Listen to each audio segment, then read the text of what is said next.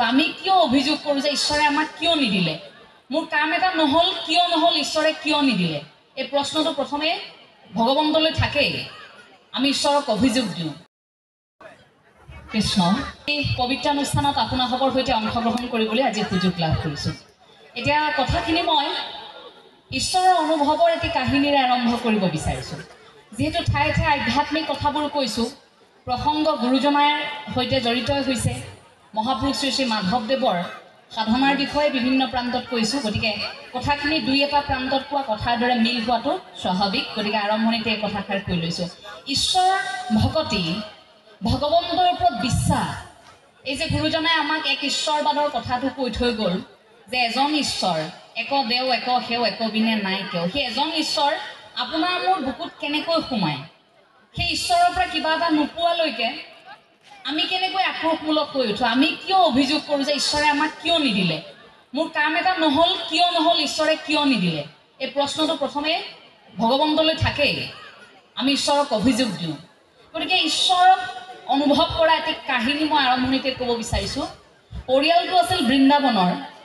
সেই পৰিয়ালটোত 4গৰাকী ল'ৰা, তেওঁলোকৰ 4গৰাকী সন্তান। তাৰ 3গৰাকী খুব শিক্ষিত, 3গৰাকী শিক্ষিত, খুব ভালকৈ পঢ়িলে শুনিলে, 3গৰাকীয়ে চাকৰি পালে। আটাইতকৈ যিগৰাকী কনিষ্ঠ আছিল তেওঁৰ আকৌ কিছু পৃথকতা। সেই কনিষ্ঠগৰাকীয়ে ৰাতিপুৱাৰ পৰা গধূলিলৈকে কেৱল ভগৱন্তৰ গুণানুকীৰ্তনে কৰি থাকে। গতিকে কেৱল ঈশ্বৰ ভগতিতে বিলীন হৈ থাকে। আৰু আটাইতকৈ ডাঙৰ কথা, সেই কনিষ্ঠগৰাকীয়ে গীতাখনক স্বীকাৰ কৰে। গীতাখনক স্বীকাৰ কৰে যে তেওঁ বিশ্বাস কৰে যে ভগৱান শ্ৰীকৃষ্ণ অৰ্জুনক কৈ থৈ যোৱা সেই প্ৰতিটো বাণী আমি বৰ্তমান সময়ত কঢ়িয়াই ফুৰিছোঁ। গতিকে আমাৰ জীৱনৰ সৈতে সংযোগ আছে। গতিকে ভগৱন্তই কোৱা প্ৰতিটো কথাই সঁচা। ঈশ্বৰ ভগতিত তেওঁ সাংঘাতিক বিলীন হৈ থাকে। কিন্তু সমস্যাটো তাতে আহিল, যেতিয়াই আচলতে সেই 3জন ককায়েকে চাকৰি পালে এটা সময়ত, চাকৰি পোৱাৰ পাছত এটা সময়তো বিবাহ পাশত আবদ্ধ হ'বই লাগিব। প্ৰকৃতিৰ নিয়ম, বিবাহ পাশত আবদ্ধ হ'ল। কিন্তু বিবাহ পাশত আবদ্ধ হোৱাৰ পাছতে তেওঁলোকৰ পৰিয়ালত এতিয়া আলোচনা চলে যে আমাৰ 3জনেৰতো চাকৰি আছে, আমাৰ ঘৰখনৰ সৰুজনৰ চাকৰি নাই, সেইজনক আমি খুৱাই বুৱাই কিয় ৰাখিম? এই যে বিয়া কৰোৱালে 3গৰাকী পত্নীয়ে তেওঁলোকৰ স্বামীক খোচা বিন্ধা কৰি থাকে যে আপোনালোকেতো চাকৰি কৰিছে, চাকৰি কৰি আপোনালোক 3জনে এই যে সৰু ভায়েকক খুৱাই আছে, যিজনে দেখোন একোৱে নকৰে, অকল কৃষ্ণ নাম লৈ থাকে, কৃষ্ণ কৃষ্ণ কৈ থাকে। গতিকে খুৱাওক তেওঁক ভগৱানে, আমি কিয় খুৱাব লাগে? সেই বুলি ভাবি প্ৰথমে ডাঙৰজন ককাই ঘৰখনৰ পৰা আঁতৰি যোৱাৰ সিদ্ধান্ত। পত্নীয়ে কৈছে যাবই লাগিব, পত্নীৰ মন ৰাখিব লাগিব। গতিকে উপায়হীন হৈ কনিষ্ঠগৰাকীক ক'লে যে মোৰ অকণমান অসুবিধা আছে, মই আৰু এইখন ঘৰত থাকিব নোৱাৰোঁ, মই অকণমান মোৰ পৰিয়ালৰ সৈতে আঁতৰি থাকিব বিচাৰিছোঁ। প্ৰথমগৰাকী গ'ল আঁতৰি। এতিয়া দ্বিতীয়গৰাকীও সেই সুযোগটোৱে পালে। দ্বিতীয়গৰাকীৰ পত্নীয়ে কৈছে ককাইদেউ দেখোন গ'লেই আঁতৰি, তুমি কিয় যাব বেয়া পাইছা? ককাইদেউ যদি আঁতৰি যাব পাৰে এইখন ঘৰৰ পৰা, আমিও যাব পাৰিম, ব'লা, আমাৰ চাকৰি আছে, আমাৰ ল'ৰা ছোৱালী আছে, আমাৰ ধুনীয়াকৈ এটা চাকৰি আছে, আমি ধুনীয়াকৈ খাম, কি দৰকাৰ তোমাৰ ঘৰখনত থকা এই সৰুগৰাকীয়ে যি কৃষ্ণ কৃষ্ণ কৈ থাকে তেওঁক খুৱাই পিন্ধাই ৰাখিবৰ বাবে? নালাগে, ব'লা আমি আঁতৰি দিওঁ, কাটি খাওঁ। সকলোৱে বিচাৰে যে এটা চাকৰি হোৱাৰ পিছত যে ঘৰখনৰ পৰা আঁতৰি দিয়ে আজিকালি, সেইধৰণে সেইগৰাকীও আঁতৰি গ'ল। এতিয়া তৃতীয়গৰাকীও একেই, সুযোগ পালে 2গৰাকী গ'ল। গতিকে তৃতীয়গৰাকীৰ পত্নীয়েও ক'বলৈ আৰম্ভ কৰিছে বোলে দাদাহঁত দেখোন গ'লেই আঁতৰি, ককাইদেউহঁত যেতিয়া গ'ল আপুনি কিয় অকলে থাকিব লাগে? আপুনিতো অকলে এওঁক আৰু খুৱাই পিন্ধাই থাকিব লাগিব। গতিকে এইজন থাকক যেনেকৈ থাকে, আমাৰ কোনো দৰকাৰ নাই, আমি যাওঁ ব'লক। খুচি পিন্ধি তেওঁকো লৈ গ'ল। এতিয়া 3জন আঁতৰি গ'ল, ঘৰখনত সেই কনিষ্ঠগৰাকীয়ে থাকিল, যিগৰাকীয়ে কেৱল গীতা এখন সাৱটি থাকে, যিগৰাকীয়ে কেৱল কৃষ্ণ ভকতিতেই নিমজ্জিত হৈ থাকে। আৰু তেওঁ এটাই বিশ্বাস যে যি বিপদ নহওক অন্তত ভগৱন্ত আছে। কিন্তু সেই তেনেকৈ থাকোঁতে থাকোঁতে অভাৱ অনাটন বাঢ়িবলৈ ধৰিলে। এইটোও সঁচা যে পূৰ্বতে তেওঁৰ জ্যেষ্ঠ ভাতৃসকলে সহায় কৰিছিল।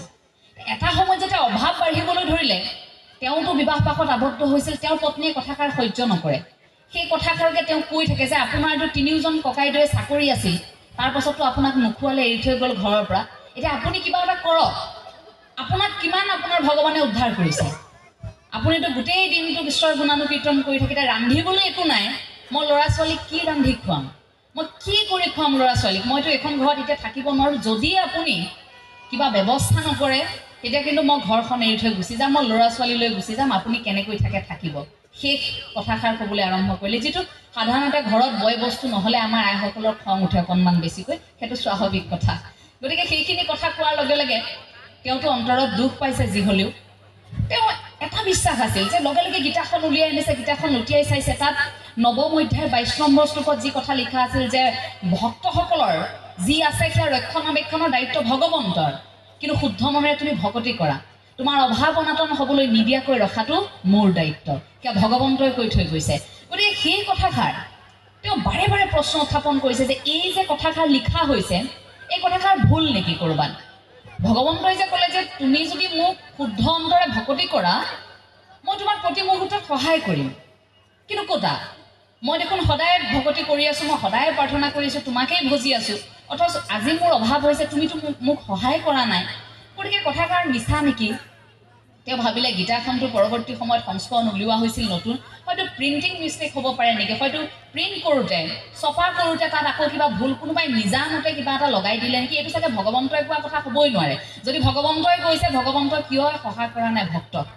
সেই কথাটোকে ভাবি তেওঁ অকণমান ঈশ্বৰৰ ওপৰত খং উঠিল, আৰু ঈশ্বৰৰ ওপৰত খং উঠি তেওঁ সেই শ্লোকটোকে কাটি দিলে। ৰঙা কলম এটা আনি সেই শ্লোকটো কাটি দিছে যে এইটো মই স্বীকাৰ নকৰোঁ, এইটো ভগৱানে নাই, এইটো কি স্বীকাৰ কৰিম, নগ'লে কাটি গীতাখন জপাই ঘৰৰ পৰা ওলাই গৈছে। নাই, ভগৱান চগৱান নাই, এইবোৰ বিশ্বাস কৰিব নোৱাৰি, গুচি গ'ল ঘৰৰ পৰা ওলাই। কিন্তু আচৰিত কথা, দুপৰবেলা সেইখিনি সময়তে ঘৰখনলৈ এজন যুৱক আহিছে, সুদৰ্শন এগৰাকী যুৱক। সেই যুৱকগৰাকী ঘৰখনলৈ আহিছে, আইগৰাকীক মাতিছে, আইগৰাকী ঘৰৰ ভিতৰৰ পৰা ওলাই আহিছে। যুৱকগৰাকী আকৌ উঠেৰে তেজ ওলাই আছে, ইমান তেজ ওলাই আছে দেখিতো আইগৰাকী আচৰিত যে আমাৰ ঘৰলৈ যুৱক এজন আহিছে, আৰু যুৱকজনে দুখ পাই আহিছে। তেওঁক লগে লগে ক'লে যে আহকচোন, আহক, আপুনি ভিতৰলৈ আহক, কি হৈছে কওকচোন। বোলে মই বেছি দেৰি কৰিব নোৱাৰোঁ আই, মই আপোনাৰ ওচৰলৈ এটা কাম লৈ আহিছোঁ। বোলে কি কাম? মই অকণমান বয় বস্তু আনিছিলোঁ কিবা কিবি আপোনালোকৰ বাবে, সেই সামগ্ৰীখিনি মই আপোনাক দিবলৈ আহিছোঁ। এতিয়া আইগৰাকীয়ে কৈছে কি সামগ্ৰী? বোলে নহয়, আপোনাৰ স্বামীয়ে মোক দি পঠোৱা সামগ্ৰী, আপোনাৰ স্বামী মোৰ গুৰু, গতিকে গুৰুৱে এইখিনি মোক দিবলৈ দিছে, মই দিবলৈ আহিছোঁ। তেতিয়াতো আইগৰাকীৰ সন্দেহ হ'ল, বোলে গুৰু, মোৰ স্বামীয়েতো কাকো শিষ্যত্ব প্ৰদান কৰা নাই, মোৰ স্বামীয়ে যদি কাৰোবাক শিষ্য কৰিলেহেঁতেন মইতো গম পালোহেঁতেন কথাষাৰ। এখেতে মিছা কথা কৈছে, বাৰে বাৰে কথাটো স্বীকাৰ কৰিব বিচৰা নাই। বোলে নহয়, এই কথাটোৱে সঁচা, আপুনি সামগ্ৰীখিনি লওক, নহ'লে মোক গুৰুদেৱে আৰু প্ৰহাৰ কৰিব। বোলে প্ৰহাৰ?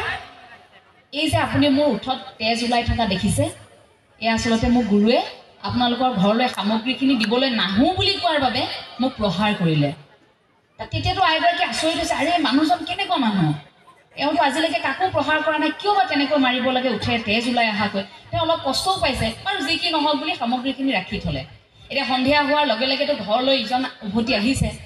বাপ ঘৰলৈ উভতি আহি দেখিছে যে আইগৰাকী আজি মাত কথা মিঠা, ভাল ব্যৱহাৰ, ইমান ধুনীয়াকৈ ব্যৱহাৰ কৰিছে, ধুনীয়াকৈ পানী এগিলাচ দি লাহেকৈ কৈছে, হেৰি নহয় আপুনি বাৰু মই অকণমান খং কৰিলোৱেই, সেইবুলি বাৰু আপুনি সেই ল'ৰাজনক তেনেকৈ প্ৰহাৰ কৰিব লাগে নে? আৰু সিমানখিনিতো বয় বস্তু একেলগে দি পঠিয়াই নে? আৰু যদি কিনিব পৰা ক্ষমতা আছিলে ইমান দিন কিয় কিনা নাছিল আপুনি, যে আজি হঠাৎ ইমানখিনি বয় বস্তু আপুনি ক্ৰয় কৰি আনিছে? তেতিয়াতো মানুহজন আচৰিত, বাপ আচৰিত হৈছে, বোলে কি বস্তু, কি যুৱকৰ কথা কৈ আছে, মই বুজা নাই, মই কাক মাৰিলোঁ? বোলে কি কথা নকয়, আপুনি কিয় ল'ৰা এজনক সামগ্ৰীখিনি দিবলৈ নাহোঁ বুলি কোৱাৰ বাবে প্ৰহাৰ কৰা নাছিল? আহকচোন। লগে লগে মাতি নি কোঠাটো দেখুৱাইছে, কোঠা এটা সম্পূৰ্ণ হৈ আছে, সামগ্ৰীৰে ভৰি আছে। বহুদিন তেওঁলোকে উদৰপূৰাই খাব পাৰিব সেই সামগ্ৰীখিনিৰে। তেতিয়া তেওঁ আচৰিত হৈছে, বোলে কোৱাচোন যুৱকগৰাকীৰ বিষয়ে। বোলে ইমান সুন্দৰ আছিল যুৱকগৰাকী, কিন্তু আচৰিত কথা, উঠেৰে তেজ ওলাই আছিল, আপুনি প্ৰহাৰ কৰা সেয়া তেজ শুকুৱাই নাছিল।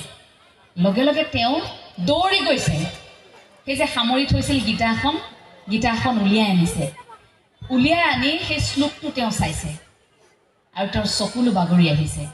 সেই যে ৰঙা চিয়াহীৰে শ্লোকটো ভগৱন্ত নাই বুলি অভিযোগ কৰি যে কাটি দিছিল, তেওঁ বুজিবলৈ বাকী নাথাকিল যে দিনত অহা সেই যুৱকগৰাকী ভগৱন্তৰ বাহিৰে আন কোনো নহয়। গতিকে ভগৱন্তৰ ৰূপ ধৰি সেইগৰাকী যুৱকেই যে তেওঁ ঘৰলৈ আহিছে, সেই কথা বুজিবলৈ তেওঁৰ সময় নালাগিল। তেওঁ চকুলো বাগৰি আহিছে, আৰু ভগৱন্তক এটাই কৈছে যে প্ৰভু, মই অকণমান সময় কিবা এটা নাপাওঁতেই তোমাক অভিযোগ কৰিলোঁ, অকণমান সময় কিবা এটা নাপাওঁতেই তোমাৰ বিৰুদ্ধে মই খুব উজাৰিলোঁ যে তুমি মিছা কথা কৈছা, কিন্তু তুমি দেখোন সঁচাকৈ আহিলা, মোৰ ভুল হৈ গ'ল, মোক ক্ষমা কৰা প্ৰভু, এইবুলি অকল কান্দিছে। আৰু লগে লগে সেই ৰঙা দাগবোৰ বগাৰে আকৌ মচি দিছে সেই যে উঠত তেজ ওলাই আছিল সেয়া ৰঙা চিয়াঁহীৰে কাটি দিয়াৰ বাবে সেই যুৱকগৰাকীৰ তেজ ওলাই আছিল কথাখিনি কাল্পনিক কিন্তু এই কথাখিনিয়ে আপোনাক মোক ঈশ্বৰৰ কথা অনুভৱ কৰায় যে আপোনাক মোকো বহু সময়ত ঈশ্বৰে তেনেধৰণে আচলতে প্ৰমাণ দি থাকে ঈশ্বৰ আপোনাৰ মোৰ জীৱনৰ সৈতে তেনেকৈ জড়িত হৈ থাকে সেই ভগৱন্তৰ তত্ত্বটো মাত্ৰ বুজি পাবলৈ আমাক অকণমান সময় লাগে আমি বুজি নাপাওঁ বাবে অভিযোগ কৰোঁ যে ভগৱান নাই আমি বুজি নাপাওঁ বাবে ভাবোঁ যে এই ভগৱানৰ সাধনা কিমান কৰি থাকিম ভগৱানে কিমান কিবা এটা নোপোৱাৰ লগে লগে আমাৰ সেই অভিযোগটো আৰম্ভ হৈ যায় কাৰণ সেই ভগৱন্তৰ কথাখিনি উপলব্ধি কৰিবলৈ আমি এতিয়াও ভালকৈ শিকা নাই আৰু সেই ভগৱন্তক উপলব্ধি কৰিবৰ বাবেই সেই ঈশ্বৰক উপলব্ধি কৰিবৰ বাবে সি যে এটা শক্তি সেই পৰমাত্মাৰ সৈতে বিলীন হ'বৰ বাবে আমি যে প্ৰতিগৰাকী ভকত হ'ব লাগিব সেই কথাটোৰ বাবেই গুৰুজনাই আমাক একত্ৰিত কৰিছিল আৰু সেই মঞ্চখন সাজু কৰিছিল যিখন মঞ্চত আজি আপুনি মই গৌৰৱী অসমীয়া বুলি কৈছোঁ সেইখন মঞ্চ আপোনাৰ মোৰ বাবে সজাই থৈ গৈছিল গুৰুজনাই য'ত কোনো ব্যক্তিৰ বাবে বিশেষ আসন নাথাকিব য'ত আমি একেলগে বহি গুৰুৰ গুণানুকীৰ্তন কৰিব পাৰোঁ হৰি ভকতিত নিমজ্জিত হ'ব পাৰোঁ সেইখন সমাজত আজি আপুনি মই আছোঁ গতিকে মহাপুৰুষীয় আদৰ্শত থকাটো আপোনাৰ মোৰ বাবে গৌৰৱৰ কথা লাজৰ কথা নহয় মহাপুৰুষ শ্ৰী শ্ৰী মাধৱদেৱে সেইগৰাকী জগতগুৰু শ্ৰীমন্ত শংকৰদেৱ গুৰুজনাক গোটেই বিশ্বতেই জিলিকাই তুলিবলৈ চেষ্টা কৰিছিল সেইগৰাকী মহাপুৰুষ শ্ৰী শ্ৰী মাধৱদেৱে গুৰুজনাৰ প্ৰতিটো দিশক কেনেকৈ সাঙুৰি তাক সাধনা কৰি কেনেকৈ ৰাইজৰ মাজত উপস্থাপন কৰিব লাগে সেইখিনি কৰিছিল আৰু সেইগৰাকী মহাপুৰুষ শ্ৰী শ্ৰী মাধৱদেৱৰ আশীৰ্বাদ আপোনালোক প্ৰত্যেকৰে হীৰত আছে এই ঠাইখিনিত যেন মহাপুৰুষ শ্ৰী শ্ৰী মাধৱদেৱৰ স্মৃতি জড়িত হৈ আছে জগতগুৰু শ্ৰীমন্ত শংকৰদেৱ গুৰুজনাৰ স্মৃতি জড়িত হৈ আছে কাৰণ সত্ৰৰ এনে অনুষ্ঠানত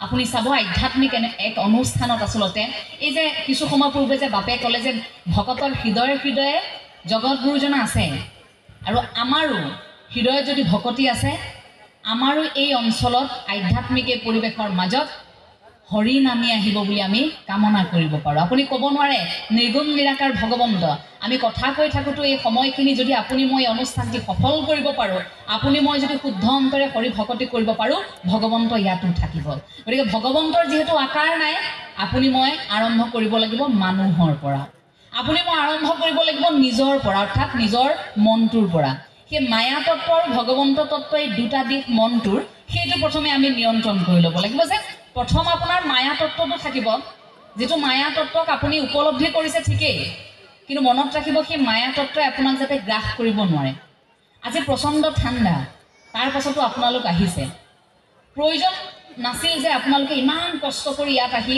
কথা শুনিব পালনামত আপোনালোকে অংশগ্ৰহণ কৰিব কিন্তু তাৰ পাছতো আপোনালোকে নিজৰ মনটোক বুজাইছে যে নাই আমি ঈশ্বৰ ভকতি কৰিবলৈ গৈছোঁ আমি গুৰুজনাৰ আদৰ্শক জীয়াই ৰাখিব লাগিব এইটো আমাৰ দায়িত্ব আমাৰ কৰ্তব্য গতিকে নিজৰ মনটোক নিয়ন্ত্ৰণ কৰি আপোনালোক ইয়ালৈ আহিছে প্ৰতিগৰাকীয়ে মায়া তত্ত্বক সেই পোচাকযোৰ যে পিন্ধি আছিল মায়াৰ ঘৰতে খুলি থৈ আহিছে আপোনালোকৰ সুবিধা মতে আপোনালোক ঘৰত শুইও থাকিব পাৰিলেহেঁতেন কিন্তু ঘৰখনত শুই নাথাকি আপোনালোক ইয়ালৈ আহিছে মনটোক আপোনালোকে নিয়ন্ত্ৰণ কৰি আহিছে গতিকে সেই মায়া তত্ত্বৰ পৰা আঁতৰি ভগৱন্তৰ তত্ত্বৰ দিশে আপোনালোক গতি কৰিছে সেই ভগৱন্তৰ তত্ত্বৰ দিশে গতি কৰোঁতে সেই পৰমাত্মাৰ কথা আমি যেতিয়াই কৈছোঁ সেই শক্তিটোৰ বিষয়ে কোৱাৰ লগে লগে তাত সেই সাধনাৰ কথাটো আহে মনৰ নিয়ন্ত্ৰণৰ পাছত আহে সাধনা সেই সাধনাটো আমি উপলব্ধি কৰোঁ যে সেই সাধনাটো আকৌ ভাগৱতৰ ভ আখৰৰ ভাৱনাৰে আহে সেই ভাৱনাটো থাকিলেহে আপোনাৰ সাধনা হ'ব সেই ভকতি থাকিলেহে আপোনাৰ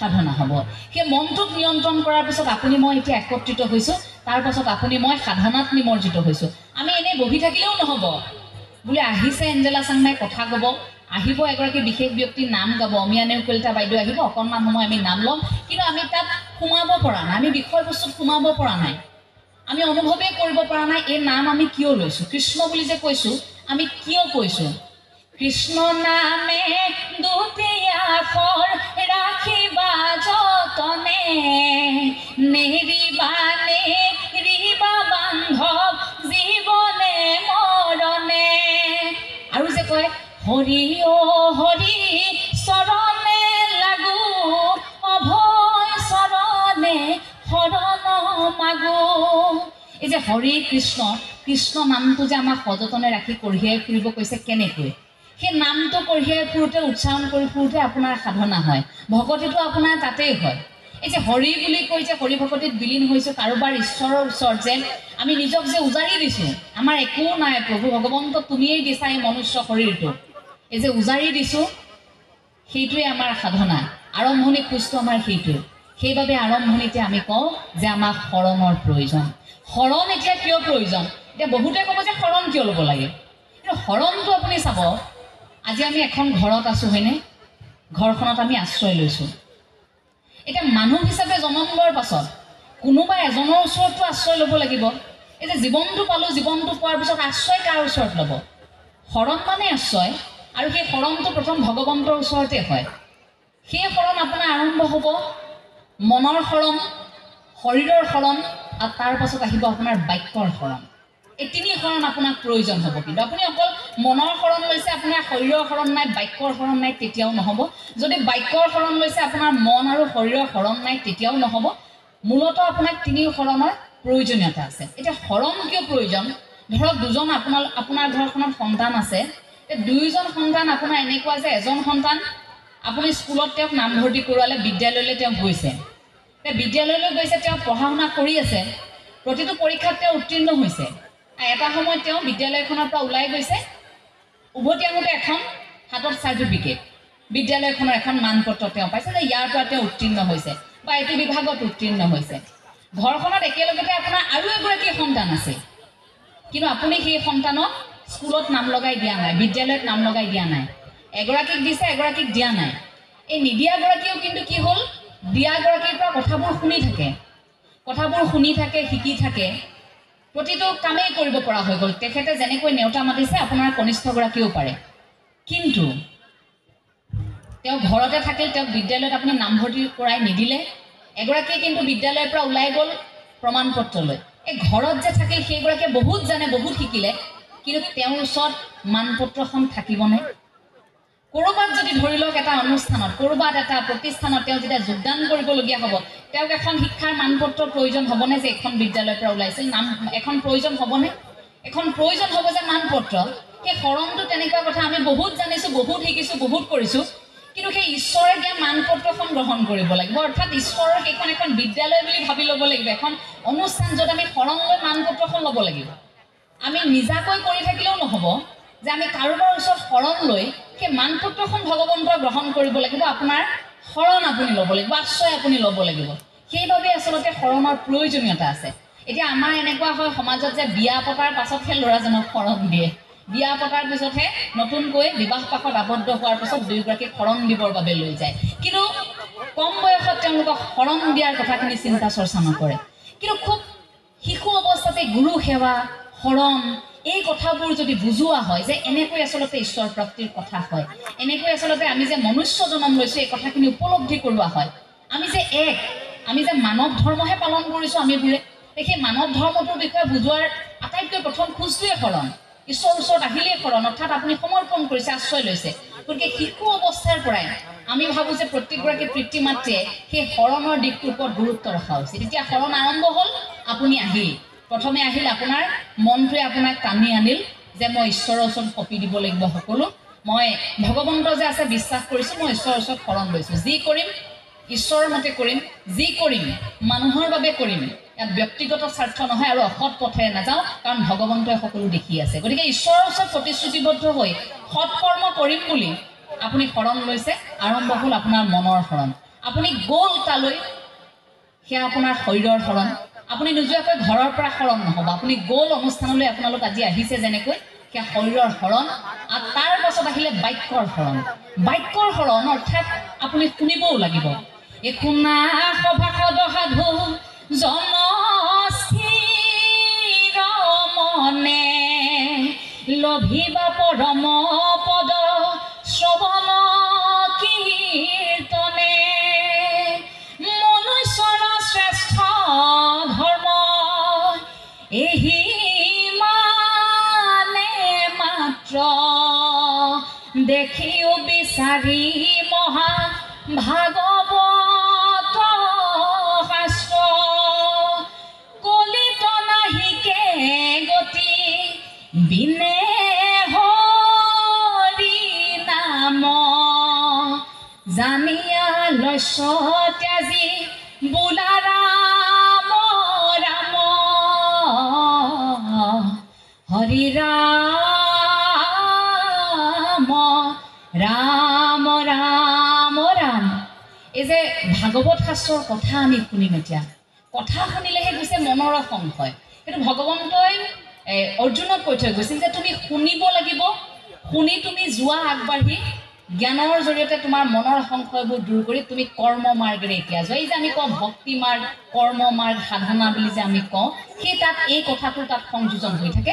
সেই আৰম্ভ হয় বাক্যৰ শৰণেৰে, অৰ্থাৎ আপুনি শুনিবও লাগিব, আপুনি ক'বও লাগিব। এতিয়া বহু সংখ্যকে এই কথাষাৰ কয় যে এই ভাগৱত পাঠ কৰি আছে, ভাগৱত শুনিনো সি কিমান ভাল হৈছে, এই প্ৰাৰ্থনা গাই আছে, বৰ একেবাৰে নামে মূৰত ধৰিছে, ই নাম গাই কিডাল কৰিছে, সমালোচনা কৰে হয়নে? বেছিকৈ এতিয়া ময়ে বেছিকৈ, এইটো ব্যক্তিগত কথা, আমিয়ে যেতিয়া ঈশ্বৰৰ কথা বেছিকৈ ক'বলৈ আৰম্ভ কৰিছোঁ আমাকে আক্ৰমণ কৰিছে। এইগৰাকী ভগৱানৰ বাহিৰে ক'বলগীয়া একো নাই নেকি, গুৰুজনাৰ বাহিৰে ক'বলগীয়া একো নাই নেকি বুলি আমাক কয়। কিন্তু এই ভগৱন্তৰ কথাত ইয়াত যে এটা সুকীয়া মাদকতা আছে, ইয়াত যে এটা প্ৰাপ্তি আছে মানুহ হিচাপে, আমি যে আপুনি মই একোৱেই নহয় ধূলিকণা, আমি জীয়াই আছোঁ ঈশ্বৰৰ অনুগ্ৰহত, সেইটো উপলব্ধিয়ে আমাৰ জীৱনৰ চৰম প্ৰাপ্তি আচলতে। সেই কথাটোৰ বাবেহে আমাৰ কিন্তু এই যাত্ৰা।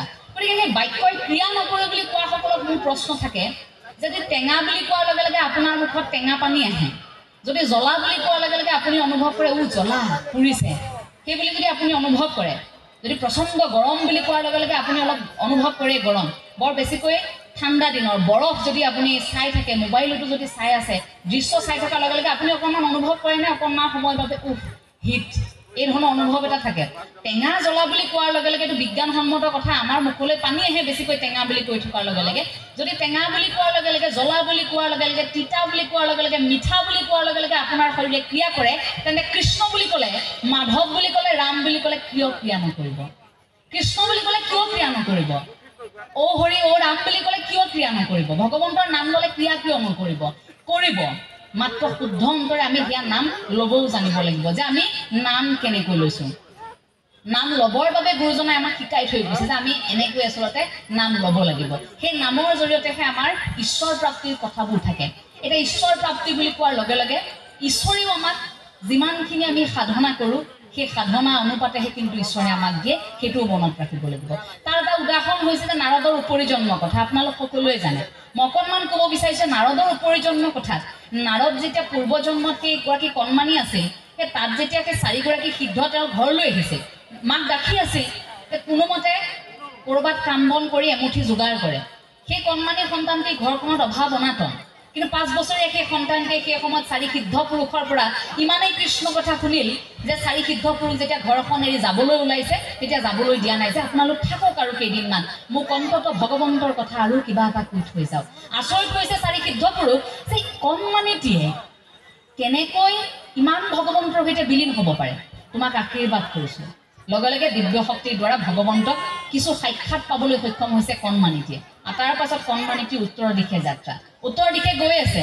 উত্তৰ দিশে গৈ হাবি বন ফালি গৈ থকাৰ সময়ত এই এজোপা হিন্দু ধৰ্ম আটাইতকৈ পবিত্ৰ বুলি গণ্য কৰা হয় যে তুলসী বৃক্ষ এজোপাৰ ওচৰতে সাধনা আৰম্ভ হ'ল। আৰু সেই তাত সাধনা যে আৰম্ভ হ'ল, কণমানিটিয়ে সাধনা আৰম্ভ হোৱাৰ পিছত ঈশ্বৰক কামনা কৰিছে, ঈশ্বৰ নাহেহে নাহে, আহিল ঈশ্বৰ। এতিয়া ঈশ্বৰ আহিলোঁ অকণমান সময়ৰ বাবে, ঈশ্বৰ আহি ঈশ্বৰ আকৌ নোহোৱা হ'ল। কণমানিকে তেতিয়া সুধিছে যে মই প্ৰভু তোমাক কেতিয়া সম্পূৰ্ণকৈ পাম? তেতিয়া ভগৱন্তই কৈছে যে তুমি যিমান সাধনা কৰিলা মই সিমানহে তোমাৰ আগত ওলালোঁ। গতিকে আমি যিমান সাধনা কৰিম সিমানহে ভগৱন্তক আমি পাম। যদি দিনটোত কোনোমতে এবাৰহে কৃষ্ণ নাম কৈছোঁ, তাকো টান পাইহে ৰাম এনেকৈ কৈছোঁ। কাৰোবাৰ বেমাৰ হৈছে নোৱাৰা থাক কৃষ্ণ, আৰু কোনোবা ভকত আহিছে নোৱাৰা থাক কৃষ্ণ। গতিকে তেনেকৈ কোৱাৰ পিছত সেই ওপৰজনো ইমান অকৰা নহয় যে আপুনি এদিন কৰিব, তেওঁ গোটেই জীৱনটো আপোনাক সহায় কৰি থাকিব। নামটো শুদ্ধ অন্তৰে আপুনিও ল'ব লাগিব, আপুনি যিমান সাধনা কৰিব ওপৰত থকা যেনেও সিমানেই দিব।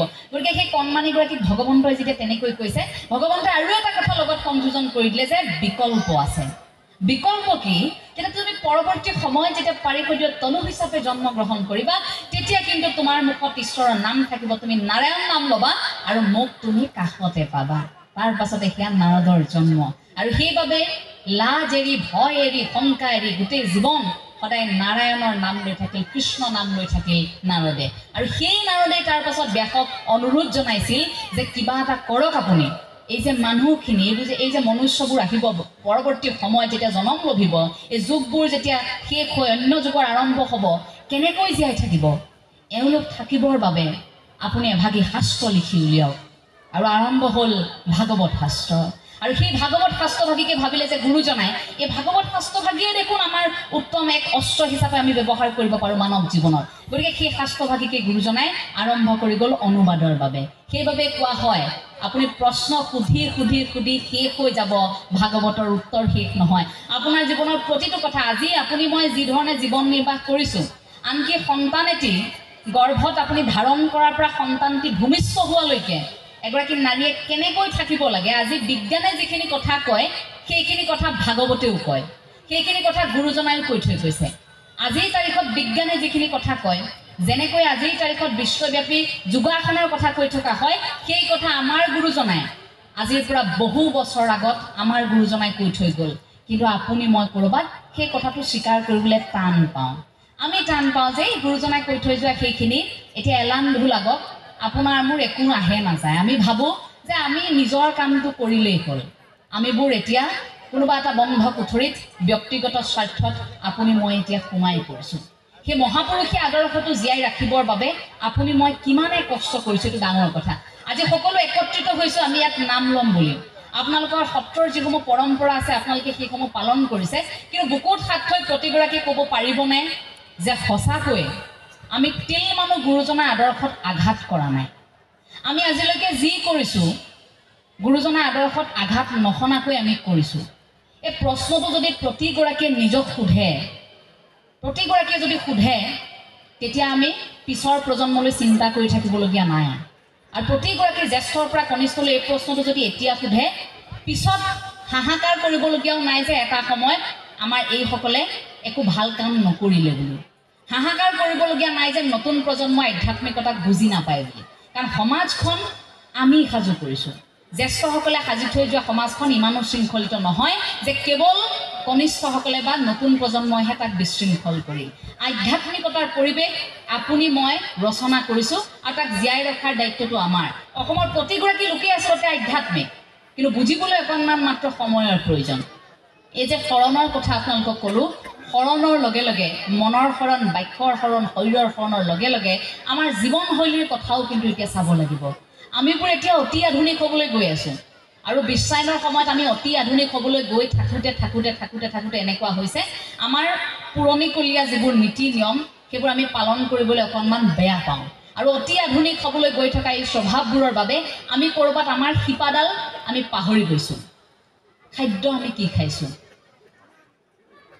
যদি আধ্যাত্মিকতাৰ দৃষ্টিভংগীৰে আপুনি চায়, প্ৰতিদিনে আপোনালোকৰ ঘৰত বিবিধ ব্যঞ্জন থাকে। আপোনালোকে শৰীৰটোৰ বাবে ঠিকেই খাদ্য খায়, কিন্তু মনৰ খাদ্য আৰু আধ্যাত্মিক খাদ্য আপোনালোক কিমানজনে খাইছে সেইটো ডাঙৰ কথা। প্ৰতিগৰাকী আয়ে ক'ব পাৰিবনে যে আমাৰ ঘৰখনত আজি ঠিকেই মাছ মাংস ৰান্ধিলোঁ, আমাৰ ঘৰখনত আজি এই পাচলি ৰান্ধিলোঁ, কিন্তু আমাৰ ঘৰখনত আধ্যাত্মিক খাদ্য আমি কি ৰান্ধিছোঁ, আধ্যাত্মিক খাদ্য আমাৰ সন্তানক আমি কি দিছোঁ? মনৰ খাদ্য মোৰ স্বামীয়ে মোৰ সন্তানে কি খাবলৈ পাইছে? মনৰ খাদ্য, মানসিক সুস্থতাৰ বাবে খাদ্য, সেই আধ্যাত্মিক খাদ্য জীৱ জন্তুৱে খাব নোৱাৰে, আমিহে খাব পাৰোঁ। আমিতো নিজকে জীৱশ্ৰেষ্ঠ বুলি কৈ থাকোঁ। মোৰ এইটো প্ৰশ্ন থাকে যে আমি যে নিজক কওঁ জীৱশ্ৰেষ্ঠ জীৱশ্ৰেষ্ঠ, এতিয়া বাকীবোৰ জীৱইতো তেনেকৈ অনুভৱো কৰিব নোৱাৰে, কথাও ক'ব নোৱাৰে, আমি যেনেকৈ বাক্য ব্যৱহাৰ কৰিছোঁ। তেনেধৰণে সেইবোৰ জীৱ জন্তুৱেতো কোৱা নাই যে আমি শ্ৰেষ্ঠ। শ্ৰেষ্ঠ বুলি আমিয়ে আমাক কৈছোঁ, ক'ব লাগিব মানুহে। জীৱশ্ৰেষ্ঠ শব্দটো গৰু এটাই ক'ব নেকি? জীৱশ্ৰেষ্ঠ শব্দটো ছাগলী এটাই কৈছে নেকি? জীৱশ্ৰেষ্ঠ শব্দটো কাউৰী এটাই কৈ থৈ গৈছে? নাই কোৱা, মানুহেই কৈছোঁ। আমি কি বুলি কৈছোঁ? আমি জীৱশ্ৰেষ্ঠ। কিন্তু প্ৰকৃতাৰ্থত আমি জীৱশ্ৰেষ্ঠৰ কাম কৰিছোঁনে? প্ৰকৃতাৰ্থত কৰিছোঁনে আমি জীৱশ্ৰেষ্ঠ? আমি সকলোবোৰ জীৱৰ মাজত নিজকে শ্ৰেষ্ঠ বুলি ভাবি ল'লোঁ, ঠিকেই, আমি মানুহ জাতি শ্ৰেষ্ঠ, আমি জীৱশ্ৰেষ্ঠ, কিন্তু আমি জীৱশ্ৰেষ্ঠ হিচাপে কি কৰিছোঁ সেইটো ডাঙৰ প্ৰশ্ন। প্ৰতিগৰাকী মানুহে সেইবাবে সেই সেৱাৰ ধৰ্ম, মানৱ ধৰ্ম, মানুহ হিচাপে যিটো আপোনাৰ স্থিতি, সেইটো আৰম্ভ কৰিলেহে আপোনাৰ আধ্যাত্মিকতাৰ দিশটোত অৰ্থাৎ আপোনাৰ খোজ হ'ব। তাত এতিয়া আহি পৰে মূল্যবোধৰ কথা, তাত আহে প্ৰজ্ঞাৰ কথা। আমি সাধনা কৰোঁ, আমাৰ সন্তানে নম্বৰ পায়, এটা পদবী পায়, কিন্তু প্ৰজ্ঞাৰ কথাবোৰ শিকোৱা নহয় বাবে, মূল্যৰ কথা প্ৰমূল্যবোধৰ কথা শিকোৱা নহয় বাবে সেই সন্তানে কেতিয়াবা দুৰ্নীতিত লিপ্ত হ'লে আপুনি মই সমাজৰ আগত মুখ উলিয়াব নোৱাৰোঁ। পিতৃ মাতৃ কেতিয়াবা দুৰ্নীতিত লিপ্ত হ'লে সেই প্ৰজ্ঞাৰ কথাবোৰ তাত মিলিত নহয় বাবে, কেৱল নম্বৰ পাবৰ বাবে আমি যিহেতু এটা সময়ত সাহস দিলোঁ, যন্ত্ৰ কৰি পেলালোঁ, সেইবাবে পিছত সেই প্ৰজ্ঞাৰ কথাবোৰ নিশিকালোঁ বাবে আমি এটা সময়ত কান্দিবলগীয়া হয়। গতিকে সেই কথাবোৰ কিন্তু আমি প্ৰত্যেকেই আচলতে এতিয়া উপলব্ধি কৰিব লাগিব। আমাৰ সমাজত সাম্যবাদৰ এটা ধাৰা, এই সাম্যবাদৰ ধাৰাটো আপুনি মই আগবঢ়াই নিব লাগিব গুৰুজনাই দেখুৱাই থৈ যোৱা বাটেৰে। কষ্ট পাওঁ যেতিয়া সাম্যবাদৰ এই ধাৰাটোত নগৈ আমাৰ মাজত খোৱা কামোৰাবোৰ আৰম্ভ হ'বলৈ ধৰিছে। আমি এক ঈশ্বৰবাদৰ কথা কৈছোৱেই, কিন্তু এক ঈশ্বৰবাদৰ কথা ক'বলৈ যাওঁতে আমাৰ মনবোৰ কিয় মিল হোৱা নাই? বোলে মতৰ ভেদ থাকিব পাৰে, আপোনাৰ মতটো মোৰ সৈতে নিমিলাটো স্বাভাৱিক কথা, কিন্তু মনবোৰ অমিল হোৱাটোৱে আমাৰ মাজত বিশৃংখলতাৰ সৃষ্টি কৰে। গতিকে সেই মনৰ অমিল নোহোৱাকৈ মতৰ অমিল থাকক, মনৰ অমিল নোহোৱাকৈ আমি কিমান আগবাঢ়িব পাৰিছোঁ, নিজৰ দিশটোত কাম কৰিব পাৰিছোঁ, সেইটো কিন্তু ডাঙৰ কথা। গ্ৰাম্যাঞ্চলৰ প্ৰেক্ষাপটত একতাবোৰ দেখিবলৈ পোৱা যায়। সেই একতাবোৰ গাঁৱৰ প্ৰতিগৰাকী লোকেই কিন্তু জীয়াই ৰাখিব লাগিব। কোৱা হয় যে গাঁওসমূহত জাতীয়তাবাদৰ গুণ থাকে। এটা জাতি জীয়াই থাকিবৰ বাবে আমি জানো সভ্যতাৰ প্ৰয়োজন, জাতিটোৰ বাবে আটাইতকৈ প্ৰয়োজন প্ৰথমে ভাষাৰ সংস্কৃতিৰ প্ৰয়োজন, আৰু তাৰ পাছত সেই জাতিটো সভ্যতাৰ এযোৰ পোছাক পিন্ধি থাকে। আপোনাক মোক সভ্যতাৰ পোছাকযোৰ গুৰুজনাই পিন্ধাই থৈ গৈছে, সভ্যতাৰ পোছাকযোৰ গুৰুজনাই আপোনাক মোক পিন্ধাই থৈ গৈছে, তাৰ পাছত জাতিৰ কথাবোৰ ক'বলৈও কিন্তু গুৰুজনাই শিকাই থৈ গৈছে। গতিকে আপুনি সেইখিনি সময়ত নিমাত হৈ থাকিলে নহ'ব। জাতীয়তাবাদৰ কথাবোৰ গাঁও অঞ্চলত গিজগিজাই থাকে, গাঁও অঞ্চলত জাতীয়তাবাদ শিপাই থাকে। গতিকে গাঁও অঞ্চলৰ পৰা জাতীয়তাবাদৰ শিপাবোৰ কিন্তু এৰাই যাব নালাগিব। আমি জাতীয়তাবাদৰ কথাটো এইবাবেই ক'লোঁ যে গুৰুজনাৰ আদৰ্শত চলিবৰ বাবে প্ৰতিগৰাকী মানুহ যেতিয়া আমি অসমীয়া হৈছোঁ, তাৰ প্ৰথম হৃদয়ত অনুভৱটো কিন্তু জাতীয়তাবাদী। গতিকে সেইটোৰ ক্ষেত্ৰত অনুৰোধ জনাম যে যিডাল শিপাত আমি আছোঁ, সেই শিপাডালত থাকিব লাগিব। ভাষাটোৰ কথা বুলি কোৱাৰ লগে লগে এই ৰাজীৱ সদৰীয়া ককাইদেৱে বহু আগতে সেই গীতটো গাইছিল। অসমীয়া মাধ্যমত আমাৰ ল'ৰাক নপঢ়াওঁ, অসমীয়া নুফুটে মুখত, মামী পাপা বুলি মাতিলেহে ভাল পাওঁ, আই পিতাই নিশিকাওঁ লাজত, মামী পাপা বুলি মাতিলেহে ভাল পাওঁ, আই পিতাই নিশিকাওঁ লাজত। সেইগৰাকী জাতীয়তাবাদী কণ্ঠশিল্পী আজি আমাৰ মাজত নাই। তেনে জাতীয়তাবাদী গীত গোৱা, জাতীয়তাবাদৰ ভেটিত কাম কৰা বহু ব্যক্তি আমাৰ মাজৰ পৰা হেৰাই গৈছে। তেওঁলোকে গান গাই থৈ গৈছে, কোনোৱে কবিতাৰ মাধ্যমেৰে কৈ থৈ গৈছে, কোনোৱে ভাষণৰ মাধ্যমেৰে কৈ থৈ গৈছে, নাই আপুনি মই সেই সময়ত গ্ৰহণ নকৰোঁ। আপুনি মই গ্ৰহণ নকৰোঁ গুৰুজনাই জীয়াই থাকোঁতে কোৱা কথাবোৰ। গুৰুজনাই জীয়াই থকাৰ সময়ছোৱাত এই মানুহ জাতিৰ পৰা অশান্তি পোৱা নাছিল নেকি? মহাপুৰুষ শ্ৰী শ্ৰী মাধৱদেৱে মানুহ জাতিৰ পৰা অশান্তি পোৱা নাছিল নেকি? অসমীয়া সমাজৰ পৰা পাইছিল। মৃত্যু হোৱাৰ পাছত সেই আদৰ্শবোৰ প্ৰতিষ্ঠা কৰিবলৈ এতিয়াও যুঁজি থাকিবলগীয়া হৈছে। এতিয়াও অসমত এনে ব্যক্তি আছে যিসকলে গুৰুজনাকে নস্যাৎ কৰিব বিচাৰে। এতিয়াও অসমত এনে ব্যক্তি আছে যিসকলে মহাপুৰুষ শ্ৰী শ্ৰী মাধৱদেৱৰ কথা বেছি দেৰি শুনি থাকিব নোৱাৰে, বেয়া পায়। জগতগুৰু শ্ৰীমন্ত শংকৰদেৱ গুৰুজনাৰ কথা শুনি থাকিব নোৱাৰে। কিয় নোৱাৰে? আমি আচৰিত হওঁ। সেই কথাটো আমাক কয় যে এঞ্জেলা চাংমাই আৰু শংকৰদেৱৰ বাহিৰে ক'বলগীয়া একো নাই নেকি? নাই। গুৰুজনাতকৈ ডাঙৰ বিষয়বস্তু মোৰ জীৱনত আৰু একোৱেই নাই। মৃত্যু পৰ্যন্ত যদি কথা ক'বলৈ আৰম্ভ কৰিছোঁ, গুৰুজনাৰ কথাই কওঁ। ক'ৰবাত প্ৰচাৰ প্ৰসাৰত আমাৰ হেমাহিৰ বাবে আমি বিশ্ব দৰবাৰত আজিও প্ৰতিষ্ঠা কৰিব পৰা নাই। সেইটো আপুনি মই স্বীকাৰ কৰিব লাগিব। আপুনি মই আজি একত্ৰিত হৈছোঁ, ভাবক ইমান সুন্দৰ এটি অনুষ্ঠান। এইবোৰ অনুষ্ঠান অন্যান্য প্ৰান্তত হয় নেকি? পৃথিৱীৰ বেলেগ প্ৰান্তত আধ্যাত্মিকতাৰ অনুষ্ঠানবোৰ এনেকৈ হয় নেকি? কিন্তু গুৰুজনাৰ সেই আদৰ্শ যিটো পৃথকতা আছিল, যিটো বিজ্ঞান মনস্কতা আছিল, আজি কোনো ব্যক্তিৰ সৈতে সেয়া তুলনা নহয়। মই চৈতন্যদেৱৰ সৈতে তুলনা কৰিব নোৱাৰোঁ, মই কোনো শ্বেক্সপিয়াৰৰ সৈতে তুলনা কৰিব নোৱাৰোঁ, কোনো গুৰুৰ সৈতে তুলনা কৰিব নোৱাৰোঁ। গুৰুজনাৰ আদৰ্শ সম্পূৰ্ণ পৃথক আছিল। গতিকে সেই ক্ষেত্ৰত আমি বিফল ক'ত? বিফল আমি আমাৰ মাজৰ খোৱা কামোৰাবোৰৰ বাবে। কাৰণ আমি পদক্ষেপবোৰ পৰিকল্পিতভাৱে শৃংখলাবদ্ধভাৱে গ্ৰহণ কৰিব নোৱাৰিলোঁ। আমি কেৱল অনুষ্ঠান পাতিলোঁ, বক্তা মাতিলোঁ, ভাষণ দিবলৈ দিলোঁ, তাৰ পাছত ফুটুকাৰ ফেন। অনুষ্ঠান এটাত আমি বক্তা মাতিলোঁ ঠিকেই, কথা পাতিলোঁ ঠিকেই, আজি সমস্যাবোৰৰ বিষয়ে আলোচনা কৰিছোঁ ঠিকেই, কাইলৈৰ পৰা ঘৰত গৈ দেখিব কথা একেখিনি হ'ব। গতিকে তেনেকৈ বক্তাই ভাষণ দিও অসমত লাভ নাই, তেনেকৈ বক্তাই অসমত ভাষণ দি একো শুধৰণি কৰিব নোৱাৰে। আমি ওলোটাই কষ্টহে পাম। এই ভিডিঅ'বোৰ যেতিয়া দেখিম বহু বছৰ পাছত আমাৰ এই লাজ লাগিব যে এটা সময়ত এই কথাখিনি ক'লোঁ, কিন্তু আজিৰ ৰাইজে কোনো বুজিয়েই নাপালে, কোনে অনুভৱেই নকৰিলে, মানুহে কেৱল কথা শুনিলে আৰু হাত তালি দিলে, ঘৰত গৈ একেখিনি কৰিলে। নিজৰ সন্তানক নামঘৰলৈ আনিব নোৱাৰা ব্যক্তি আকৌ সামাজিক মাধ্যমত আনৰ সন্তানক লিখে, তোমাৰ সন্তানে কি কৰিছে। আগতে তুমি নিজৰ সন্তানক সোধা যে তোমাৰ সন্তান ধুতি চুৰিয়া পিন্ধি নামঘৰলৈ আহিছে নে নাই অহা। এইসকল নতুন প্ৰজন্মৰ আছে ইয়াতে যে জাতীয় সাজ পোছাকযোৰ পৰিধান কৰি এনেধৰণে আধ্যাত্মিকতাৰ পৰিৱেশটোত নিমজ্জিত হৈছে। গতিকে এইসকল যুৱ প্ৰজন্মক আঙুলিয়াই আপুনি ক'ব পাৰিব নেকি যে নতুন প্ৰজন্ম আজি আধ্যাত্মিক নহয়, নতুন প্ৰজন্মই গুৰু সংস্কৃতিক আঁকোৱালি ল'ব বিচৰা নাই? আপুনি ক'ব পাৰিব নেকি? নোৱাৰে। এইসকল উদাহৰণ। তেনেকৈ অসমৰ বহু প্ৰান্তত আজিৰ সময়ত আধ্যাত্মিকতাত জড়িত হৈ থকা বহু যুৱক যুৱতী আছে, তেওঁলোককো এখন মঞ্চ দিয়াৰ কিন্তু সময় আহি পৰিছে। এই মাইক্ৰফোনটো আমাৰ হাতত তুলি দিওঁতে মনত ৰাখিব, আপোনালোকৰ চুবুৰীয়ে চুবুৰীয়ে এনে বক্তা বহু আছে, গুৰু সংস্কৃতিক আপ্ৰাণ ভাল পোৱা এনে যুৱক যুৱতী বহু আছে। গতিকে সেইসকলকো কথা কোৱাৰ সুযোগ, সেইসকলকো কাম কৰাৰ সুযোগ, কাম কৰাৰ সেই সুযোগটো আমি প্ৰতিগৰাকীয়ে দিব লাগিব। তেতিয়া আমি সেই আশা কৰি থকা সমাজখন পাম। আমি এজন নিৰ্দিষ্ট ব্যক্তিৰ পৰা কেইষাৰমান কথা শুনিম বুলি তেওঁক মাতি আনি অকল সেই আসনখন দিলেই নহ'ব। আমি প্ৰয়োজন হ'লে গাঁওখনৰ কণমানিগৰাকীকো হাতত মাইক্ৰফোন তুলি দিব লাগিব যে কোৱা তুমি কি ভাবা গুৰুজনাৰ বিষয়ে, কোৱা তুমি মহাপুৰুষ শ্ৰী শ্ৰী মাধৱদেৱৰ বিষয়ে তুমি কি ভাবা। এই কথাবোৰ আমি কণমানিসকলৰ পৰাও কেতিয়াবা প্ৰয়োজন হ'লে শুনিব লাগিব।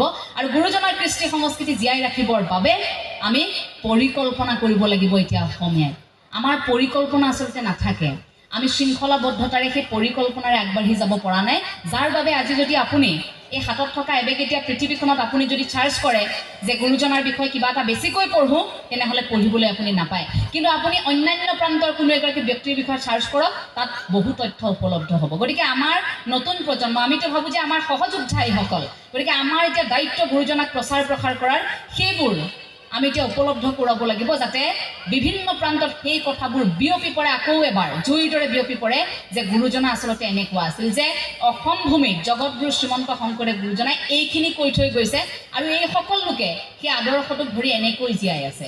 গতিকে গুৰুজনাৰ প্ৰতিখন গ্ৰন্থ খুব উচ্চ মানদণ্ডৰে ইংৰাজীলৈ অনুবাদ কৰাটো আমাৰ প্ৰথম পদক্ষেপ। গতিকে সেই পদক্ষেপটো কৰিব লাগিব। আৰু প্ৰতিখন অনুষ্ঠানত এই যে প্ৰতীকী অৰ্থত হ'লেও গুৰু আসন এভাগি থকাটো খুব জৰুৰী। আজিকালি এনেকুৱা হৈছে যে অট্টালিকাটো ঠিকেই সাজে, কিন্তু গুৰু আসন এভাগ নাথাকে, ভগৱন্তৰ বাবে ঠাই অকণমান নাথাকে। ঘৰখনত আপুনি চাব দামী বস্তু এটা, বোলে এইটো বস্তু অমুকখন ৰাজ্যৰ পৰা মোৰ ল'ৰাই আনিছে, বোলে মোৰ ল'ৰাই এবাৰ চাকৰি পালে নহয়, এই আমুক সোণৰ আঙুঠি এটা দিছে। বোলে যদি সোধে চাওঁচোন ভাল কিতাপ এখন, যদি সোধে বোলে আপোনালোকৰ গোঁসাই ঘৰ বা ভগৱন্তৰ ঠাইখিনি, বোলে নাই, তেনেহ'লে বিপদ হোৱাৰ সময়খিনিত ভগৱন্তৰ ওচৰলৈ দৌৰি আহিলে হ'ব নেকি? আপোনাৰ ঘৰত থকা দামী অট্টালিকাটো ইমান টকা খৰচ কৰি আপুনি ইমান সুন্দৰ এটা ঘৰ বনাইছে, তাত বাৰু ভগৱন্তৰ বাবে অকণমান ঠাই আপুনি সাজিব নোৱাৰেনে? অকণমান ঠাই ঘৰখনৰ সন্মুখত আপুনি ৰাখিব নোৱাৰেনে? অকণমান কোঠাটোৰ ভিতৰত এটা কোণ আপুনি ঠিক কৰিব নোৱাৰেনে আপোনাৰ সন্তানৰ বাবে বা আপোনালোকৰ বাবে, যে য'ত আপুনি অন্ততঃ মনটো বেয়া লাগিলেও যে প্ৰভু মোৰ এনেকুৱা কিয় হৈছে বুলি এই প্ৰশ্নটো সুধিবৰ বাবে ভগৱন্তৰ ওচৰত সেই জেগাটো থাকক। সেই ঠাইখিনি প্ৰতিগৰাকী অসমীয়াই ৰাখিব লাগিব। পূৰ্বতে দেখিছিলোঁ সেই পৰিৱেশবোৰ, কিন্তু আজিকালি সেই পৰিৱেশবোৰ নোহোৱা হৈছে। ঈশ্বৰৰ বাবেও জাগা নোহোৱা হৈছে, ঠাই নোহোৱা হৈছে ভাবক। আৰু অথচ আমি ঈশ্বৰকৈ ঘূৰি ফুৰিছোঁ। বোলে ঈশ্বৰক আপুনি যি ৰূপত কামনা কৰিব সেই ৰূপতে আপুনি ঈশ্বৰক পাব। আপুনি গোটেই দিনটো ভগৱন্তক কামনা কৰিছে, ঈশ্বৰক আপুনি নাপাবও পাৰে। শুদ্ধ অন্তৰে আপুনি অকণমান সময় ভকতি কৰিছে, ঈশ্বৰক আপুনি পাব পাৰে। এটা চুৰ কৰি এনেকৈ আহি আছে, এঠাইত ভাগৱত ব্যাখ্যা হৈ আছে, ব্যাখ্যাকাৰে ভাগৱত ব্যাখ্যা কৰি আছে। এতিয়া চুৰটোৱে ৰাইজেতো খেদি আহিছে চুৰটোক। সি ভাবিছে যে ৰাইজৰ মাজতে সোমাই দিওঁ, ভাগৱতো চলি আছে, এইখিনি সময়ত ইমান আধ্যাত্মিক পৰিৱেশ, মোক কোনেও ইয়াত নামাৰে। এতিয়া চুৰটো এনেকুৱা মানুহৰ ভিৰতে কোনোবা এডোখৰত দিলে নহয় বহি। এতিয়া খেদি অহা মানুহখিনিয়েতো চুৰটোক বিচাৰি পোৱা নাই, চুৰটো ক'লৈ গ'ল। দেখিছে সন্মুখত ভাগৱত পাঠ চলি আছে, এতিয়া চুৰটোক ধৰিব নোৱাৰে সেইখিনিত। চুৰেও সেইখিনি সময়ত আৰু অভিনয় কৰোঁতে চুৰটো সঁচাকৈয়ে সেই ভগৱন্তৰ কথা শুনি ইমান বিলীন হৈ গ'ল, শুনি আছে কথা। এইফালে ভাগৱত ব্যাখ্যাকাৰে ব্যাখ্যা কৰি আছে, কৃষ্ণৰ কথা বৰ্ণনা কৰিছে, শ্যাম সুন্দৰৰ কথা কৈ আছে যে ভগৱন্ত আচলতে এনেকুৱা যে ভৰিত সোণৰ পায়েল পিন্ধি থাকে, ভৰিত সোণৰ নুপুৰ, কঁকালত এই কৰধনি পিন্ধি থাকে, ডিঙিত সোণৰ গলপতা, মূৰত সেই কিৰীটি থাকে, ময়ূৰ পাখি থাকে, সোণ লাগি থাকে। গতিকে সোণ খটোৱা সম্পূৰ্ণ তলৰ পৰা ওপৰলৈকে গোটেই ভগৱন্ত জিলিকি থাকে সোণ ৰূপেৰে। এনেকৈ আচলতে শ্যাম সুন্দৰ ইমান সুন্দৰ এটা চেহেৰা লৈ থাকে। এতিয়া চোৰৰ মনটোতো চোৰতে থাকিব। চোৰে ভাবিছে যে আয়ো দেখি মই ইমান দিন কাক বিচাৰি আছিলোঁ, কাৰ ঘৰত মই চুৰ কৰিছিলোঁ, এইজনক পালে দেখোন মোৰ এতিয়া গোটেই জীৱনে ঠিক হৈ যাব। ভাবিছে এইজনটো সোণ তলে ওপৰত সোণ পিন্ধি থাকে। তেওঁ তেতিয়ালৈকে ভবাই নাই যে ভগৱন্তৰ কথা কৈ আছে। চোৰে ভাবিছে যে কি এবাৰ যদি কিবাকে লগ পাই যাওঁ এই শ্যাম সুন্দৰ বোলাজনক, ক'ত থাকে এতিয়া তেওঁ ৰৈ আছে ভাগৱত শেষ হোৱালৈ। ভাগৱত শেষ হ'ল। ভাগৱত শেষ হোৱাৰ লগে লগে ভাগৱত ব্যাখ্যাকাৰৰ কাষলৈ আহিছে, বোলে হেৰি নহয় প্ৰভু, আপুনি এতিয়া কথা কওকচোন, আপুনি যে ক'লে যে এই সোণ ৰূপ পিন্ধি থকা এইজন ক'ত থাকে তেওঁ বোলে কি ভাবিলে আয়ো দেহি একে নিমজ্জিত হৈ গৈছে পাঠত। ভাবিলে তেওঁতো ভবাই নাই এতিয়ালৈকে যে চোৰ। বোলে কিয় বৃন্দাবনত থাকে, ধুনীয়াকৈ কৈছে বৃন্দাবনত থাকে। মই এতিয়া গ'লে পাম নে সুধিছে চোৰটোৱে। পাব, এতিয়াতো সন্ধিয়া হ'ল, আপুনি গৈ থাককচোন আগভাগলৈ। কেনেকৈ যাম? আপুনি বাছেৰেও যাব পাৰে, খোজকাঢ়িও যাব পাৰে, আপুনি ৰেলেৰেও যাব পাৰে। তেওঁ ভাবিছে যে ভগৱন্তক কামনা কৰিছে হয়তো, কিন্তু চোৰটোৱে ভাবিছে যে তেওঁ কিবাকে যদি পাই যাওঁ হৈ গ'ল আৰু জীৱন সুখেৰে আৰু বাকী চোৱা। লগে লগে একদম আৰম্ভ কৰিছে যাত্ৰা। এতিয়া বৃন্দাবন পালেগে, এতিয়া নাই নহয় কৃষ্ণ তাত, শ্যাম সুন্দৰ নাই। বিচাৰিছেহে বিচাৰিছে, ইফালে বিচাৰিছে সিফালে বিচাৰিছে, নাই। অলিয়া বলিয়া হৈ ঘূৰিছেহে ঘূৰিছে। বাটে বাটে ঘূৰি পোৱা মানুহবোৰক সুধিছে যে বোলে শ্যাম সুন্দৰ ক'ত আছে, ভগৱন্ত ক'ত আছে? মানুহবোৰে ভাবিছে হে ভগৱানক বিচাৰি আহিছে, ভগৱানকো চিনি নাপায় নে, মানে শ্যাম সুন্দৰকো চিনি নাপায় নে বুলি ভাবিছে। সেই শ্যাম সুন্দৰক চিনি নোপোৱা চোৰটোৱে তেওঁক কোৱাইছে যে বোলে সেই আপুনি ইয়াতে বহি থাকক, ইয়াতেই পাব। সেইখিনিত বহি আছে, নাই পোৱা। বোলে যাওক আপুনি এই মন্দিৰটোলৈ যাওক, আপুনি শ্যাম সুন্দৰক তাতেই পাব। বোলে শ্যাম সুন্দৰ ক'ত? তাতো মন্দিৰটোত বহি আছে, নাই পোৱা। তাৰপাছত এজনে ক'লে যে বোলে আপুনি এটা কাম কৰিব লাগিব, আপুনি যেনেকৈ কামনা কৰিছে তেনেকৈ সেইজনক মাতিব লাগিব, শ্যাম সুন্দৰক আপুনি কামনা কৰক। যি নাই নাই সাধনা কৰাই ভাল আৰু চোৰে আৰম্ভ কৰি দিছে আৰু। কিন্তু চোৰটোৱে ইমান একান্ত মনেৰে ভগৱন্তক সেই ৰূপটোতে কামনা কৰিলে, ভগৱন্ত আহিবলৈ বাধ্য। ভগৱন্ত আহিল, দেখা দিলে। দেখা দিয়াৰ লগে লগে আচৰিত কথা যে চোৰটোৱে যে ইমান সময় যে সেই যে শ্যাম সুন্দৰ সেই ৰূপটোত যে কামনা কৰি ভাবি আছিল যে দেখাৰ লগে লগে মই এইখিনি খুলি ল'ম, এইখিনি মই চুৰ কৰিব পাৰিম। কিন্তু আচৰিত কথা, দেখাৰ লগে লগে তেওঁৰ চৰ্যবৃত্তি নিমিষতে নোহোৱা হৈ গ'ল। লগে লগে তেওঁ মানে আৰে এইটো ভগৱন্ত। লগে লগে তেওঁ সেই যে আশীৰ্বাদ ভগৱন্ত লাভ কৰিলে, লগে লগে সেই গুণটো তেওঁ নোহোৱা হৈ গ'ল। বোলে প্ৰভু মোৰ ভুল হৈ গ'ল, আপুনি দেখোন ভগৱন্ত, মইতো আপোনাৰ কথা কৈছে বুলি ভবা নাই। আপোনাৰ বৰ্ণনাটো এনেকৈ দিছে যে এজন যুৱক কোন ৰূপ পিন্ধি থাকে, মই সেই বুলিহে আহিছিলোঁ আপোনাৰ কাষলৈ। তাৰ পাছত ভগৱন্তই কৈছে বাৰু ঠিক আছে, তোমাৰ ভুল হ'ল, তুমি উপলব্ধি কৰিছা, এতিয়া কোৱা যে তোমাক কি বৰ লাগে? বোলে মোক একো বৰ নালাগে। নহয়, তুমি সাধনা কৰিছা, সেই সাধনাত মই আহিছোঁ তোমাৰ কাষলৈ, তুমি কিবা এটা ল'বই লাগিব বৰ, তুমি কোৱা কি লাগে? সেইটো ক'লে যে মই যেতিয়াই আপোনাক কামনা কৰোঁ তেতিয়াই যাতে মই আপোনাক পাওঁ, আৰু যি ৰূপত কামনা কৰোঁ সেই ৰূপে যাতে মই আপোনাক পাওঁ। তো সেই বুলি কৈ তাৰ পৰা ভগৱন্তও নোহোৱা হ'ল। সেই চোৰটো আৰু মনত বিৰাট ফূৰ্তি, সাংঘাতিক ফূৰ্তিত একদম আহি প্ৰথমে ভাগৱত ব্যাখ্যাকাৰক লগ কৰিছে। লগ কৰি বুলি কৈছে আজি লগ পাই আহিলোঁ নহয়। ব্যাখ্যাকাৰে কৈছে এই 7 দিন 7 ৰাতি ভাগৱত মই ইয়াত এনেই টেটু ফালি আছোঁ, ইয়াত ভাগৱত পঢ়ি পঢ়ি মই হেৰি পোৱা নাই, মই ভাগৰি পৰিছোঁ। ইয়াত ভাগৱত পঢ়ি পঢ়ি মই ভগৱন্তক লগ পোৱা নাই, আৰু তুমি অকণমান সময়তে ভগৱন্তক লগ পাই আহিলা, কি মিছা কথা কোৱা হে? বোলে নহয় আমি লগ পাইছোঁ, মই লগ পাই আহিছোঁ, মই সাধনা কৰিছোঁ। এতিয়া ব্যাখ্যাকাৰে নুশুনে কথাষাৰ, কি কথা ক'বলৈ আহিছে? ব্যাখ্যাকাৰে নুশুনে। তেওঁ বোলে নহয়, তুমি আনি দেখুওৱা, আকৌ এবাৰ তুমি সাধনা কৰা। তেওঁ আকৌ এবাৰ ভকতি কৰিছে, আৰু তাৰ পাছত ভগৱন্ত নাহিল। কিন্তু ভগৱন্তই অকণমান সময়ৰ বাবে সেই ভাগৱত ব্যাখ্যাকাৰীক উপলব্ধি কৰোৱালে যে তুমি 7 দিন 7 ৰাতি শুদ্ধ অন্তৰে ভগৱানক কামনাই কৰা নাই, তুমি পাঠ ঠিকেই কৰিছা, কিন্তু এয়া তুমি ব্যৱসায়িক ভিত্তিত কৰি আছা। গতিকে তোমাৰ ক্ষেত্ৰত সেইবাবে ভগৱন্তৰ দৰ্শন হোৱা নাই। সেই চোৰটোৱে অকণমান সময়তেই ঈশ্বৰক এনেভাৱে কামনা কৰিলে যে ভগৱন্তও আহিবলৈ বাধ্য। গতিকে সেই অকণমান সময় সাধনাটোতে আচলতে সেই ভগৱন্ত যে আহিল, সেইটোত আপুনি মই বুজিব পাৰোঁ যে আমি কেতিয়াবা সেই অকণমান সময় আমি সময় মিলাব পৰা নাই, কিন্তু অকণমান সময় ভগৱানক কামনা কৰিছোঁ, প্ৰাৰ্থনা কৰিছোঁ, কিন্তু সেই অকণমান সময়টোৱে কিন্তু আমাৰ বাবে বহু গুৰুত্বপূৰ্ণ। সেই অকণমান সময়তে কিন্তু ভগৱন্তই আপোনাক মোক আচলতে কৃপা কৰিব। সেই ভগৱন্তৰ আশীৰ্বাদতে আপুনি মই আছোঁ। আধ্যাত্মিকতাত আপোনালোক প্ৰতিগৰাকী থাকক, আপোনালোক প্ৰতিগৰাকীয়ে শিপা ধৰি থাকক, মই তাৰেই কামনা কৰিম। সময় যথেষ্ট হৈছে, গতিকে বেছি দীঘলীয়া কৰিলে মোৰ আকৌ গৈ পাওঁতে বহু সময় লাগিব, কথাখিনি সামৰিবও লাগিব। মই অকণমান নাম এফাকিৰে সামৰিব বিচাৰিম, অকণমান নেগেৰা বাদনত সহযোগিতা আগবঢ়াবৰ বাবে মই এগৰাকীক মঞ্চলৈ আহিবলৈ অনুৰোধ জনাইছোঁ। অকণমান খৰ চাপৰি নাম এফাকিৰে সামৰণি মাৰিম। এতিয়া কাহিনী এটাও আছে, সেই কাহিনীটো অকণমান কৈ দিছোঁ। আচলতে এই কাহিনীটোৰ বাবে মোক বহুগৰাকীয়ে কৈছিল যে আপুনি আহিলে কিন্তু এই কথাষাৰ ক'ব লাগিব ইয়ালৈ, সেইবাবেহে এই কথাষাৰ ক'ব লৈছোঁ। এই কথাখিনি এগৰাকী নামতীৰ এটা কাহিনী।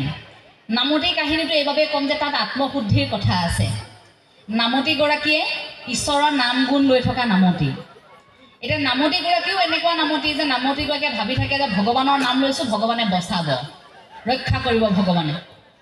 এটা বিপদ আহিল, নামতীক টকা পইচাৰ প্ৰয়োজন, কিন্তু নামতীক ভগৱানে তেতিয়ালৈকে সহায় কৰা নাই। নামতীয়ে 12 বজালৈকে নাম লৈ নিশা ঘৰত শুইছে, শুই ভাবিছে যে এতিয়া ভগৱানেতো মোক নবচালেই, ৰক্ষা নকৰিলে মই কিবা এটা কৰিম। বহুত দিন ধৰি নামতীক আকৌ নামতীৰ বন্ধুৱে টকা পইচা দি সহায় কৰে, যিগৰাকী বন্ধুৰ নাৰিকলৰ বাৰী এখন আছে। গতিকে সেইগৰাকী বন্ধুৰ নাৰিকলৰ বাৰীতে ভাবিলে নামতী এওঁটোতো আছে, এইবাৰ টকা নোখোজোঁ, মই নিজেই কিবা এটা কৰোঁ। কি কৰা যাওক, ৰাতি নাৰিকলখিনি উঠাই দিয়া যাওক। লগে লগে পূৰা পৰিকল্পনা কৰি তেওঁ গৈ তাত পালেগৈ, নাৰিকল গছৰ ওপৰত উঠিল। কিন্তু দুৰ্ভাগ্যবশতঃ নাৰিকল গৃহস্থৰ টিঙত। এই গৃহস্থৰ টিঙত যেতিয়া প্ৰকাণ্ড নাৰিকল পৰিছে, ভাবকচোন কেনেকুৱা শব্দ হ'ব। এই শব্দ হোৱাৰ লগে লগেতো গৃহস্থ সাৰ পাইছে, বাহিৰলৈ ওলাই দেখিছে নাৰিকল গছৰ ওপৰত চোৰ দেখি গোটেই ৰাইজক জগাইছে, বোলে চোৰ আহিছে, চোৰ আহিছে। গোটেই গাঁৱৰ ৰাইজ আহিল, একত্ৰিত হ'ল। ওপৰলৈ দেখিছে নাৰিকল গছৰ ওপৰত উঠি আছে চোৰ। বোলে ইয়াক নমাই আন, এইবাৰহে মৰিলোঁ। নামতীয়ে ভাবিছে শেষ প্ৰভু, 12 বজালৈকে তোমাৰ নাম ল'লোঁ, তাৰপাছতো ফল নধৰিলে। যেনে তেনে মই কিবা এটা নিজেই মিলাইছিলোঁ এইটো কৰিম বুলি, তাৰপাছতো তুমি মিলাই নিদিলা। এতিয়া তললৈ যাওঁ নে মই ওপৰলৈ যাওঁ, তুমিয়ে কোৱা। কিবা এটা অন্তত মিলাই দিয়া, তললৈ গ'লেতো এইসকলে মোৰ পিঠি বহল কৰিব। ৰাইজ তলত সাংঘাতিক উগ্ৰ হৈ আছে। তাৰপাছত নামতীয়ে কি কৰিলে, ওপৰৰ পৰা ঈশ্বৰক চিন্তা কৰি নাম জুৰিলে। হে কিনো তোমাৰ লীলা প্ৰভু, কিনো তোমাৰ লীলা, এই বৈকুণ্ঠলেহে আনিম বুলি গছত উঠাই দিলা। এই তলৰ মানুহখিনি ভাবিছে আইও দেখি আমাৰ নামতী দেখোন। বোলে কি গাইছে, কিনো তোমাৰ লীলা প্ৰভু, কিনো তোমাৰ লীলা, বোলে বৈকুণ্ঠলৈ আনিম বুলি গছত উঠাই দিলা। আইও দেখি আমাৰ নামতী কি হৈছে, কিয় গৈছে বৈকুণ্ঠলৈ, কোনে নিছে বৈকুণ্ঠলৈ। আকৌ গাইছে, এই কিনো তোমাৰ লীলা প্ৰভু, কিনো তোমাৰ লীলা, এই বৈকুণ্ঠলেহে আনিম বুলি গছতে উঠাই দিলা। আইও দেখি নামতীক নমাই আনগেও, নামতীয়ে চুৰ কৰিব নোৱাৰে, কিবা এটা হৈছে। কোনেনো নিলে বৈকুণ্ঠলৈ, নমাই আনিছোঁ। লগে লগে নামতীক নমাই আনিছে ৰাইজে। নমাই আনি ৰাইজে সেৱা শুশ্ৰূষা কৰি সুধিছে, বোলে কি হ'ল আপুনি কওকচোন। নামতীয়ে আৰু লাজে লাজে আৰম্ভ কৰিছে, বোলে কথা এটা নহয়, কালি আৰু শুই থাকোঁতে জানেনে বাপ এজন আহিল, প্ৰভুৱে আকৌ বগা সাজযোৰ পিন্ধি আছে। এতিয়া মোক প্ৰভুৱে কৈছে বোলে আহক, ৰথখন বাহিৰত সাজু হৈ আছে, আমি অকণ বৈকুণ্ঠৰ পৰা আহোঁ। মই কৈছোঁ মোৰ অলপ বেলেগ সমস্যা আছে, টকা পইচা যোগাৰ কৰিবলগীয়া আছে, মই নোৱাৰোঁ। কিন্তু প্ৰভুৱেও নামানে, মোক জোৰ কৰি লৈ আহিছে। ৰথত উঠিলোঁ, তাৰপিছত দেখিছোঁ ৰথখন দেখোন লাহে লাহে ওপৰলৈহে গৈ আছে। ওপৰলৈ গৈ দেখিছোঁ হঠাৎ ৰথখন লাগি ধৰিছে, আৰু শব্দ এটা হৈছে। দেখিছোঁ তললৈ চাইছোঁ আপোনালোক আছে। চাওকচোন বাৰু, এই বৈকুণ্ঠলৈ আনিম বুলি বাৰু প্ৰভুৱে এনেকুৱা কৰিব লাগেনে। ৰাইজেও ভাবিছে হাইও দেখি এই মানুহটো নিমাখিক মানুহজন, আমাৰে ঘৰত নাম কীৰ্তন কৰি থাকে, তেওঁকনো বাৰু এনেকুৱা কৰিব লাগেনে। যি কি নহওক, তেওঁ সকলোৱে কিন্তু তেতিয়া সহায় কৰিছে। কিন্তু নামতীয়ে সেইখিনি সময়ত ভাবিছে যে ৰাইজে মোক ইমান বিশ্বাসত লৈছে, মই মোৰ সমস্যাটোৰ বিষয়ে কৈ দিয়াই ভাল হ'ব। লগে লগে নামতীয়ে ক'লে যে মোৰ অলপ অভাৱ অনাটন হৈছে, সেইবাবে আচলতে হয়তো মোৰ টোপনি নোহোৱাৰ বাবে এই ধৰণৰ চাগে মোৰ বিসংগতি হৈছে। বোলে কি হৈছে, মোৰ অলপ টকাৰ প্ৰয়োজন। লগে লগে ৰাইজে আৰে আপোনাৰ বিপদ, আমি কিয় সহায় নকৰিম। কাৰণ গ্ৰাম্যাঞ্চল বুলি ক'লে তেনে সহায় কৰা এটা পৰিৱেশ থাকে। যিয়ে যেনেকৈ পাৰে টকা দি নামতীক সহায় কৰিলে। সেই নামতীগৰাকীয়ে যে লগে লগে অনুভৱ কৰিলে যে ৰাইজে মোক বিশ্বাস কৰিছে, মই সঁচা কথাটো কৈ দিব লাগে। সেইটো আত্মশুদ্ধি, আত্ম উপলব্ধি, আত্মসমালোচনা, যিটো আমি সততে কৰিব নিবিচাৰোঁ। এই আত্মশুদ্ধি, আত্মপৰীক্ষা, আত্মসমালোচনা আমি কৰিব লাগে। কাৰণ আমি কি কৰি আছোঁ, আত্মপৰীক্ষা নকৰিলে তাক অনুভৱ কৰিব নোৱাৰোঁ। আমি কি কৰি আছোঁ, আত্মসমালোচনা নকৰিলে তাক অনুভৱ কৰিব নোৱাৰোঁ। গতিকে সেইখিনি মুহূৰ্তত যে নামতীয়ে ভাবিল যে মোক যিহেতু ইমান বিশ্বাসত লৈছে, গতিকে মোৰ এইটো ভুল হৈছে, ৰাইজক সঁচা কথা কৈ দিওঁ। আৰু সেইটো কোৱাৰ লগে লগে আচৰিত ৰাইজেও বিশ্বাস কৰি আকৌ সহায়হে কৰিলে। অৰ্থাৎ আত্মশুদ্ধি লগে লগে হৈ গ'ল সেইখিনিতে। আৰু দ্বিতীয়টো কথা, সেই ওপৰত থকাজনক আমি ইমান মিলাবলৈ চেষ্টা কৰিলে নহ'ব। ওপৰত থকাজনে আচলতে এটা CCTVৰ দৰে গোটেইখিনি ওপৰত থকাগৰাকীয়ে চাই থাকে। 12 বজালৈকে নাম ল'লেও তেওঁ কিন্তু চুৰ কৰিবলৈকে গৈছিল। গতিকে চুৰ কৰিবলৈ যোৱা ব্যক্তিগৰাকীক সহায় কৰিব নেকি ভগৱন্তই? নকৰে।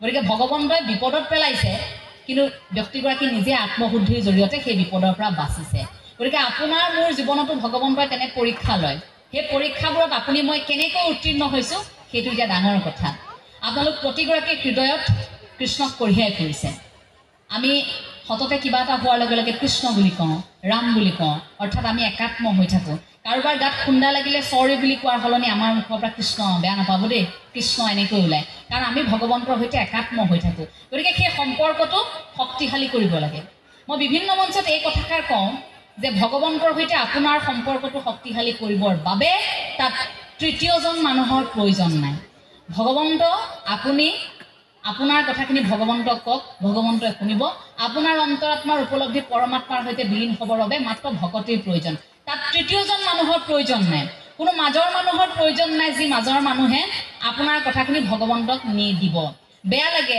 আজিকালি ৰাজপথত যেতিয়া যাওঁ কেতিয়াবা এনেকুৱা হয় হঠাৎ ট্ৰেইনখনত গৈ আছোঁ ট্ৰেইনত এজন মানুহ উঠিব কথা নাই বতৰা নাই আহি আপোনাৰ কপালত তিলক এটা লগাই দিব বোলে 10 টকা এটা দিয়ক কিয় মোকতো লগাই দিছে এদিন কিয় কৰিলে না পূজা কৰিলোঁ দিয়কচোন কিবা এটা মইতো আপোনাক কৰিবলৈ কোৱা নাছিলোঁ মোৰ ভগৱানক মই কৈ থৈ আহিছোঁ ঘৰৰ পৰা ওলাই আহোঁতে যে মই অমুকলৈ গৈছোঁ দেই প্ৰভু আৰু মোৰ ভগৱানৰ লগত মোৰ কথা হৈয়ে আছে আপুনি যে কথাত মোক নুকুৰাকৈ যে মোক তিলকটো লগাই দিলে আপুনি যে মোক কথাত পূজা কৰি দিলে মইতো পূজা কৰা নাছিলোঁ তেনেকৈ মোৰ ভগৱন্তৰ সৈতে ভকতিৰ কথাবোৰ বেলেগ মই পূজা কৰা নাই গতিকে আপুনি মোক হঠাৎ তিলকটো কিয় লগাই দিলে এই ভকতিৰ নামত ধৰ্মৰ নামত একাংশ তেনে দালাল আছে গতিকে সেই দালালবিলাকক আপোনালোকৰ মাজত সোমাবলৈ নিদিব যিবিলাক দালাল আপোনালোকৰ মাজত ঘূৰি ফুৰে সেই দালালবোৰক সোমাবলৈ নিদিব ঠায়ে ঠায়ে সোমাই থকা দালাল যিবিলাক দালালে হঠাৎ ৰাজপথত থাকোঁতে আপোনাৰ দোকানখনত কোনোবা দিনা সোমাব বোলে কৃষ্ণ তিলিং অকণমান কিবা কিবি কৰি দিব আৰু লগে লগে ল'ব বোলে দিয়ক কৰ্ম সকলোৰে আছে আমি কৰ্মক শ্ৰদ্ধা কৰোঁ আমাৰ গুৰুজনাই কৈছে যে পৰৰ ধৰ্মক নিহিংসিবা কদাচিত আমি কাৰো ধৰ্মক হিংসা কৰিবলৈ যোৱা নাই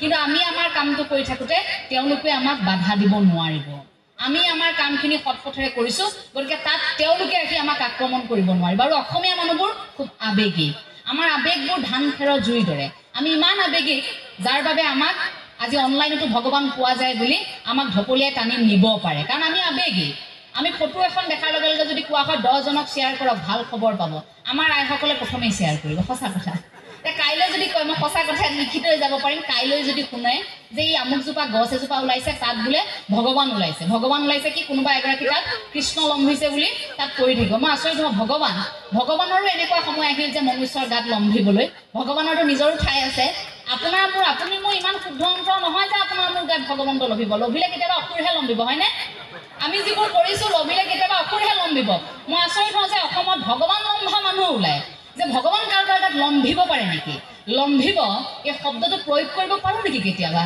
ভগৱান লম্ভিব পাৰে আচৰিত যে আমাৰ মানুহবোৰ এনেকুৱা এতিয়া যদি হঠাৎ ক'ৰবাত কৈ দিয়ে যে আমুকৰ গাত ভগৱান পাইছে যাওক বোলে কি হ'ব আপোনালোকে যদি সেৱা কৰে মনোকামনা পূৰণ হ'ব আৰু কাইলৈ দেখিব দীঘলীয়া শাৰী বাতৰি কৰি তৎ নাপাম আমি তাত দীঘলীয়া শাৰী ৰাতিপুৱাৰ পৰা তৎ নাই আমাৰ ঠাইখিনিতো এগৰাকীৰ গাত ভগৱান বোলে লাগিছিল তাৰপাছত দেখিলোঁ আজিকালি সেইদিনা দেউতাক সুধিছোঁ সেইফালে পাৰ হৈ যাওঁতে আগৰ ঘৰটো এতিয়া নাই সেই ঠাইখিনিত এতিয়া 3 মহলীয়া এটা অট্টালিকা হ'ল দেউতাক সুধিলোঁ দেউতা এই ভগৱান ওলোৱা ঘৰটো এইটোৱে নহয় জানো দেউতা কৈছে অঁ কি হ'ল দেউতা ভগৱান আহিল গ'ল এই ঘৰটো বনাবলগীয়া আছিল যে বনালে আৰু গ'ল গতিকে ব্যৱসায়িক ভিত্তিক ধৰ্মটোক বেপাৰ হ'বলৈ আমি দিব নোৱাৰোঁ আমি মহাপুৰুষে আদৰ্শত আছোঁ আৰু সেই মহাপুৰুষে আদৰ্শটোতে আমি থাকিম এই আমাৰ ধৰ্মটোক আনে বেপাৰ কৰিবলৈ চেষ্টা কৰিব আপোনাৰ মোৰ আৱেগক কোনোবাই খেলিবলৈ চেষ্টা কৰিব সেইটোত আপুনি উঠি ভাহি যাব নোৱাৰিব গতিকে প্ৰতিগৰাকী অসমীয়াই প্ৰতিশ্ৰুতিবদ্ধ হ'ব লাগিব যে আমি এই মহাপুৰুষীয় আদৰ্শটোকহে পালন কৰিম আপোনাক জোৰ কৰি কোনেও অনা নাই এটা কথা মনত ৰাখিব যে মহাপুৰুষীয় আদৰ্শটোত কাৰোবাক টোপ দি আনিবলগীয়া হৈছে নেকি আজি অনুষ্ঠানটিলৈ আপোনালোকক আনোতে কোৱা হৈছে নেকি যে আপোনালোক আহিব আপোনালোকক এনেকৈ দিয়া হ'ব আপোনালোকক ইমান টকা দিয়া হ'ব আপোনালোকক এনেকৈ আমি শুশ্ৰূষা কৰিম এইবোৰ কথা দিয়া হৈছে নেকি আপোনালোকক নাই হোৱা আপোনালোক আহিছে সত্ৰৰ সৈতে আপোনালোক জড়িত আপোনালোকৰ সত্ৰখন আপোনালোকে ইমান সুন্দৰকৈ পৰম্পৰাৰে জীয়াই ৰাখিছে তাত আপোনালোকক টোপ দিয়া হৈছে নেকি সত্ৰ পৰিচালনা সমিতি আপোনালোকক টোপ দিছে নেকি যে আপোনালোক আহক আপোনালোকৰ পৰিয়ালক আমি এনেকৈ সহায় কৰিম কিন্তু ভাবি চাওক একাংশ ধৰ্মৰ লোকে ধৰ্মান্তকৰণ কৰিবৰ বাবে তেনেকৈ কিন্তু মানুহক টোপ দিবলগীয়া হৈছে গতিকে তেনেকুৱা টোপত আপুনি মই উঠি ভাহি নাযাওঁ টোপ খাবলৈ গ'লে সেই বৰলিত লগা মাছটোৰ দৰে আপোনাৰ মোৰ অৱস্থা হ'ব গতিকে সেই টোপটো আপোনাক মোক প্ৰয়োজন নাই গুৰুজনাই আদৰ্শ দি থৈ গৈছে সমাজ দি থৈ গৈছে সেই আদৰ্শ আৰু সমাজত আপুনি মই থাকিম য'ত সাম্যবাদৰ কথা থাকিব, য'ত এক ঈশ্বৰবাদৰ কথা থাকিব। নালাগে ভগৱন্তৰ বাবে বেলেগ ঠাইত গৈ কামনা কৰিবলৈ। পিতৃ মাতৃক ভকতি কৰক, মানুহৰে সেৱা কৰক, গুৰু দেও নাম ভকত। বোলে আদিগুৰু জগতগুৰু শ্ৰীমন্ত শংকৰদেৱ গুৰুজনা পিতৃ মাতৃটো আছে আদিগুৰু, আৰু শিক্ষাগুৰুসকল আছে। সমস্ত গুৰুক আমি সেৱা কৰিম। তাৰ পাছত আহিলে নাম, আমি কৃষ্ণ নাম ল'ম। তাৰ পাছত আহিলে আমি দেও, কৃষ্ণ দেওৰ কথা ক'ম। তাৰ পাছত আহিলে আমাৰ ভকত, কৃষ্ণ দেও নাম ভকত। এই গুৰু দেও নাম ভকত বুলি যে আমি ক'লো, এই ভকত বুলি কোৱাৰ লগে লগে শেষত এই সকলোবোৰ গুণ আমাৰ হৃদয়ত কঢ়িয়াই আমি প্ৰতিগৰাকী ভকত হ'ম। বগা সাজযোৰ পিন্ধি আমি সেই বগা সাজযোৰত দাগ নলগাকৈ আমি প্ৰতিগৰাকীয়ে মহাপুৰুষীয় আদৰ্শটোক আমি পালন কৰিম। সেই প্ৰতিশ্ৰুতি যদি প্ৰতিগৰাকীয়ে কৰে, তেন্তে আমি আৰু শংকাত থাকিবলগীয়া নহয়, আমি আৰু ভয়ত আচলতে দিন কটাবলগীয়া নহয়। মই কথাখিনি শেষ কৰিব বিচাৰিম অকণমান নামেৰে। শংকৰ গুৰু কি নামে বান্ধিলা ভেটি, শংকৰ গুৰু কি নামে বান্ধিলা, কি নামে বান্ধিলা ভেটি। শংকৰ গুৰু কি নামে বান্ধিলা ভেটি, শংকৰ গুৰু কি নামে বান্ধিলা, কি নামে বান্ধিলা ভেটি। একেলগে শংকৰ গুৰু কি নামে বান্ধিলা ভেটি, শংকৰ গুৰু কি নামে বান্ধিলা, কি নামে বান্ধিলা ভেটি। তোমাৰ গীতে মাতে শংকৰ গুৰু অমিয়া ঢোলেৰে, শংকৰ গুৰু আমি অসমীয়া জাতি, শংকৰ গুৰু কি নামে বান্ধিলা, কি নামে বান্ধিলা ভেটি। শ্ৰীমন্ত শংকৰ হৰি ভকতৰ, শ্ৰীমন্ত শংকৰ হৰি ভকতৰ, জানা যে নকল্পতৰু শংকৰ গুৰু কি নামে বান্ধিলা ভেটি, শংকৰ গুৰু কি নামে বান্ধিলা, কি নামে বান্ধিলা ভেটি। তাহান্ত বিনাই নাই নাই নাই, আমাৰ পৰম গুৰু শংকৰ গুৰু কি নামে বান্ধিলা, কি নামে বান্ধিলা ভেটি। শংকৰ গুৰু কি নামে বান্ধিলা ভেটি, শংকৰ গুৰু কি নামে বান্ধিলা, কি নামে বান্ধিলা ভেটি। নেৰিবা ধৰিবা হৰিৰ নাম হে, নেৰিবা ধৰিবা হৰিৰ নাম হে, নেৰিবা ধৰিবা হৰিৰ নাম হে, ধৰিবা হৰিৰ নাম হে, নেৰিবা ধৰিবা হৰিৰ নাম, নেৰিবা ধৰিবা হৰিৰ নাম। টুক টুককে পৰিল ঘাম তেওলেনো হৰিৰ নাম, টুক টুককে পৰিল ঘাম তেওলেনো হৰিৰ নাম। হৰি ৰাম ৰাম ৰাম ৰাম, হৰি ৰাম ৰাম ৰাম ৰাম ৰাম, হৰি ৰাম ৰাম ৰাম ৰাম, হৰি ৰাম ৰাম ৰাম ৰাম ৰাম। ৰাম জয় হৰি কে জয়, জয় হৰি গোপাল গোবিন্দ ৰাম। জয় জগতগুৰু শ্ৰীমন্ত শংকৰদেৱ গুৰুজনাৰ, জয় জগতগুৰু শ্ৰীমন্ত শংকৰদেৱ গুৰুজনাৰ, জয় জগতগুৰু শ্ৰীমন্ত শংকৰদেৱ গুৰুজনাৰ। প্ৰতিগৰাকী কুশলে থাকক, মহাপুৰুষী আদৰ্শক জীয়াই ৰাখিম বুলি প্ৰতিশ্ৰুতিবদ্ধ হওক প্ৰতিগৰাকী অসমীয়া।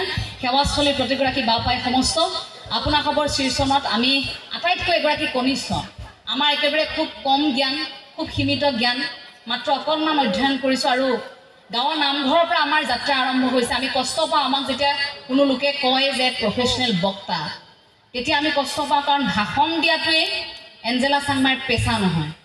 আমি কাম কৰিছোঁ গুৰু সংস্কৃতিক লৈ, ভাওনা কৰিছোঁ, শংকৰী নৃত্য প্ৰদৰ্শন কৰিছোঁ, শিকিবলৈ চেষ্টা কৰিছোঁ, আৰু গুৰুজনাৰ বাবেই গোটেই জীৱনটো কাম কৰিম বুলি প্ৰতিশ্ৰুতিবদ্ধ হৈছোঁ। গতিকে আন বক্তাৰ দৰে কেৱল ভাষণ দিয়াটোৱে আমাৰ কাম নহয়। আমি আশা কৰিছোঁ আপোনালোকে আশীৰ্বাদ কৰিব। আমাক কেৱল ভাষণ দিয়া ছোৱালীজনী কৰি আপোনালোকে নাৰাখিব। যদি কেতিয়াবা আপোনালোকৰ মাজত চৰ্চা কৰিবলৈ মন যায়, নাট কৰিবলৈ মন যায়, অংকীয়া নাট কৰিবলৈ মন যায়, আপোনালোকৰ সন্তানক শংকৰী নৃত্যৰ কৰ্মশালা দিবলৈ মন যায়, আপোনালোকে আমাৰ সৈতে যোগাযোগ কৰিব। আপোনালোকৰ সন্তানক শংকৰী নৃত্য শিকোৱাৰ দায়িত্ব আমাৰ। আমি যিখিনি শিকিছোঁ অকণমান তেওঁলোকৰ সৈতে ভাগ বতৰুৱা কৰিম। আমিও বেছি নাজানো, কিন্তু আমি একেলগে শিকিম। আমি আচলতে তেনেকৈহে গুৰুজনাক প্ৰচাৰ প্ৰসাৰ কৰিব পাৰিম। গতিকে কেৱল ভাষণেৰে নহয়, আমি কাম কৰিম একেলগে। তেনেকৈ আমি আগবাঢ়িব বিচাৰিছোঁ। মোৰ মাতটো অকণমান টান খহটা, মই বৰ ভং ভংকৈ কথাবোৰ কৈ দিওঁ আচলতে। গতিকে কথাখিনি যদি কাৰোবাৰ বুকুত বিন্ধিছে ইয়াত থকা সেইসকলে মোক অনুষ্ঠানটিতে ক'ব, পিছত সামাজিক মাধ্যমত মোক গালি পাৰি নাথাকিব। ইয়াতে কৈ থৈ যাব, মই হৃদয়ৰ পৰা গ্ৰহণ কৰিম।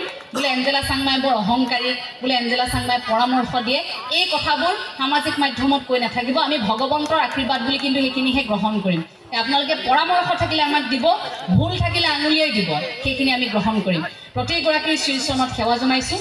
জগতগুৰু শ্ৰীমন্ত শংকৰদেৱ গুৰুজনাৰ লগতে মহাপুৰুষ শ্ৰী শ্ৰী মাধৱদেৱ, যিগৰাকী পৃথিৱীৰ ভিতৰতেই শ্ৰেষ্ঠ সেৱক, সেই সেৱকগৰাকীৰ শ্ৰীচৰণত সেৱা জনাই তেখেতৰ আদৰ্শৰে বাট বুলিবলৈ যাতে ভগৱন্তই আমাক শক্তি দিয়ে, তাৰে কামনা কৰি আপোনালোকৰ শ্ৰীচৰণত আমি সেৱা ধৰিছোঁ। কৃষ্ণ তোমাৰ চৰণ সেৱাৰ গোবিন্দ নাজানো একো পায়, যিমতে সেৱাটো ৰহিব কৰোণা কৰিতে সৰি জোৰাই। কৃষ্ণ কৃষ্ণ কৃষ্ণ।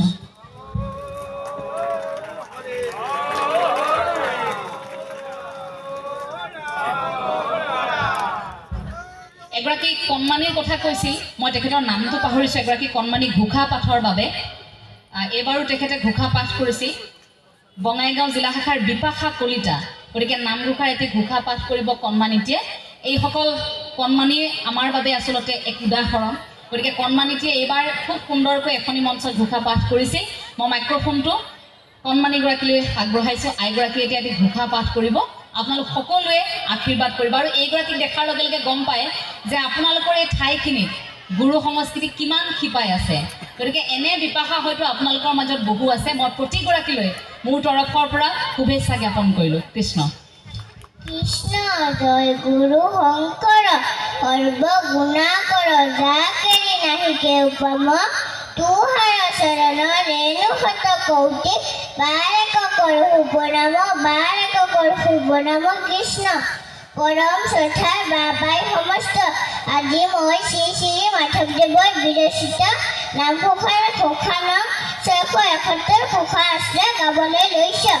নহু জানামি চাৰি জাতি, চাৰিও আশ্ৰমি, নহু আতি, নহু ধৰ্মশীলা,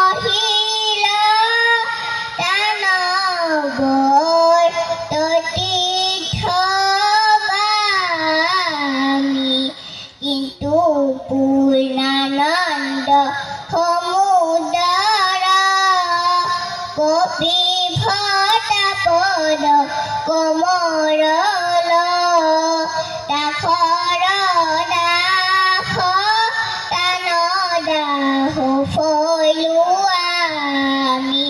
ৰাম দাসৰ দাস তান দাস ফলোৱামি। কৃষ্ণ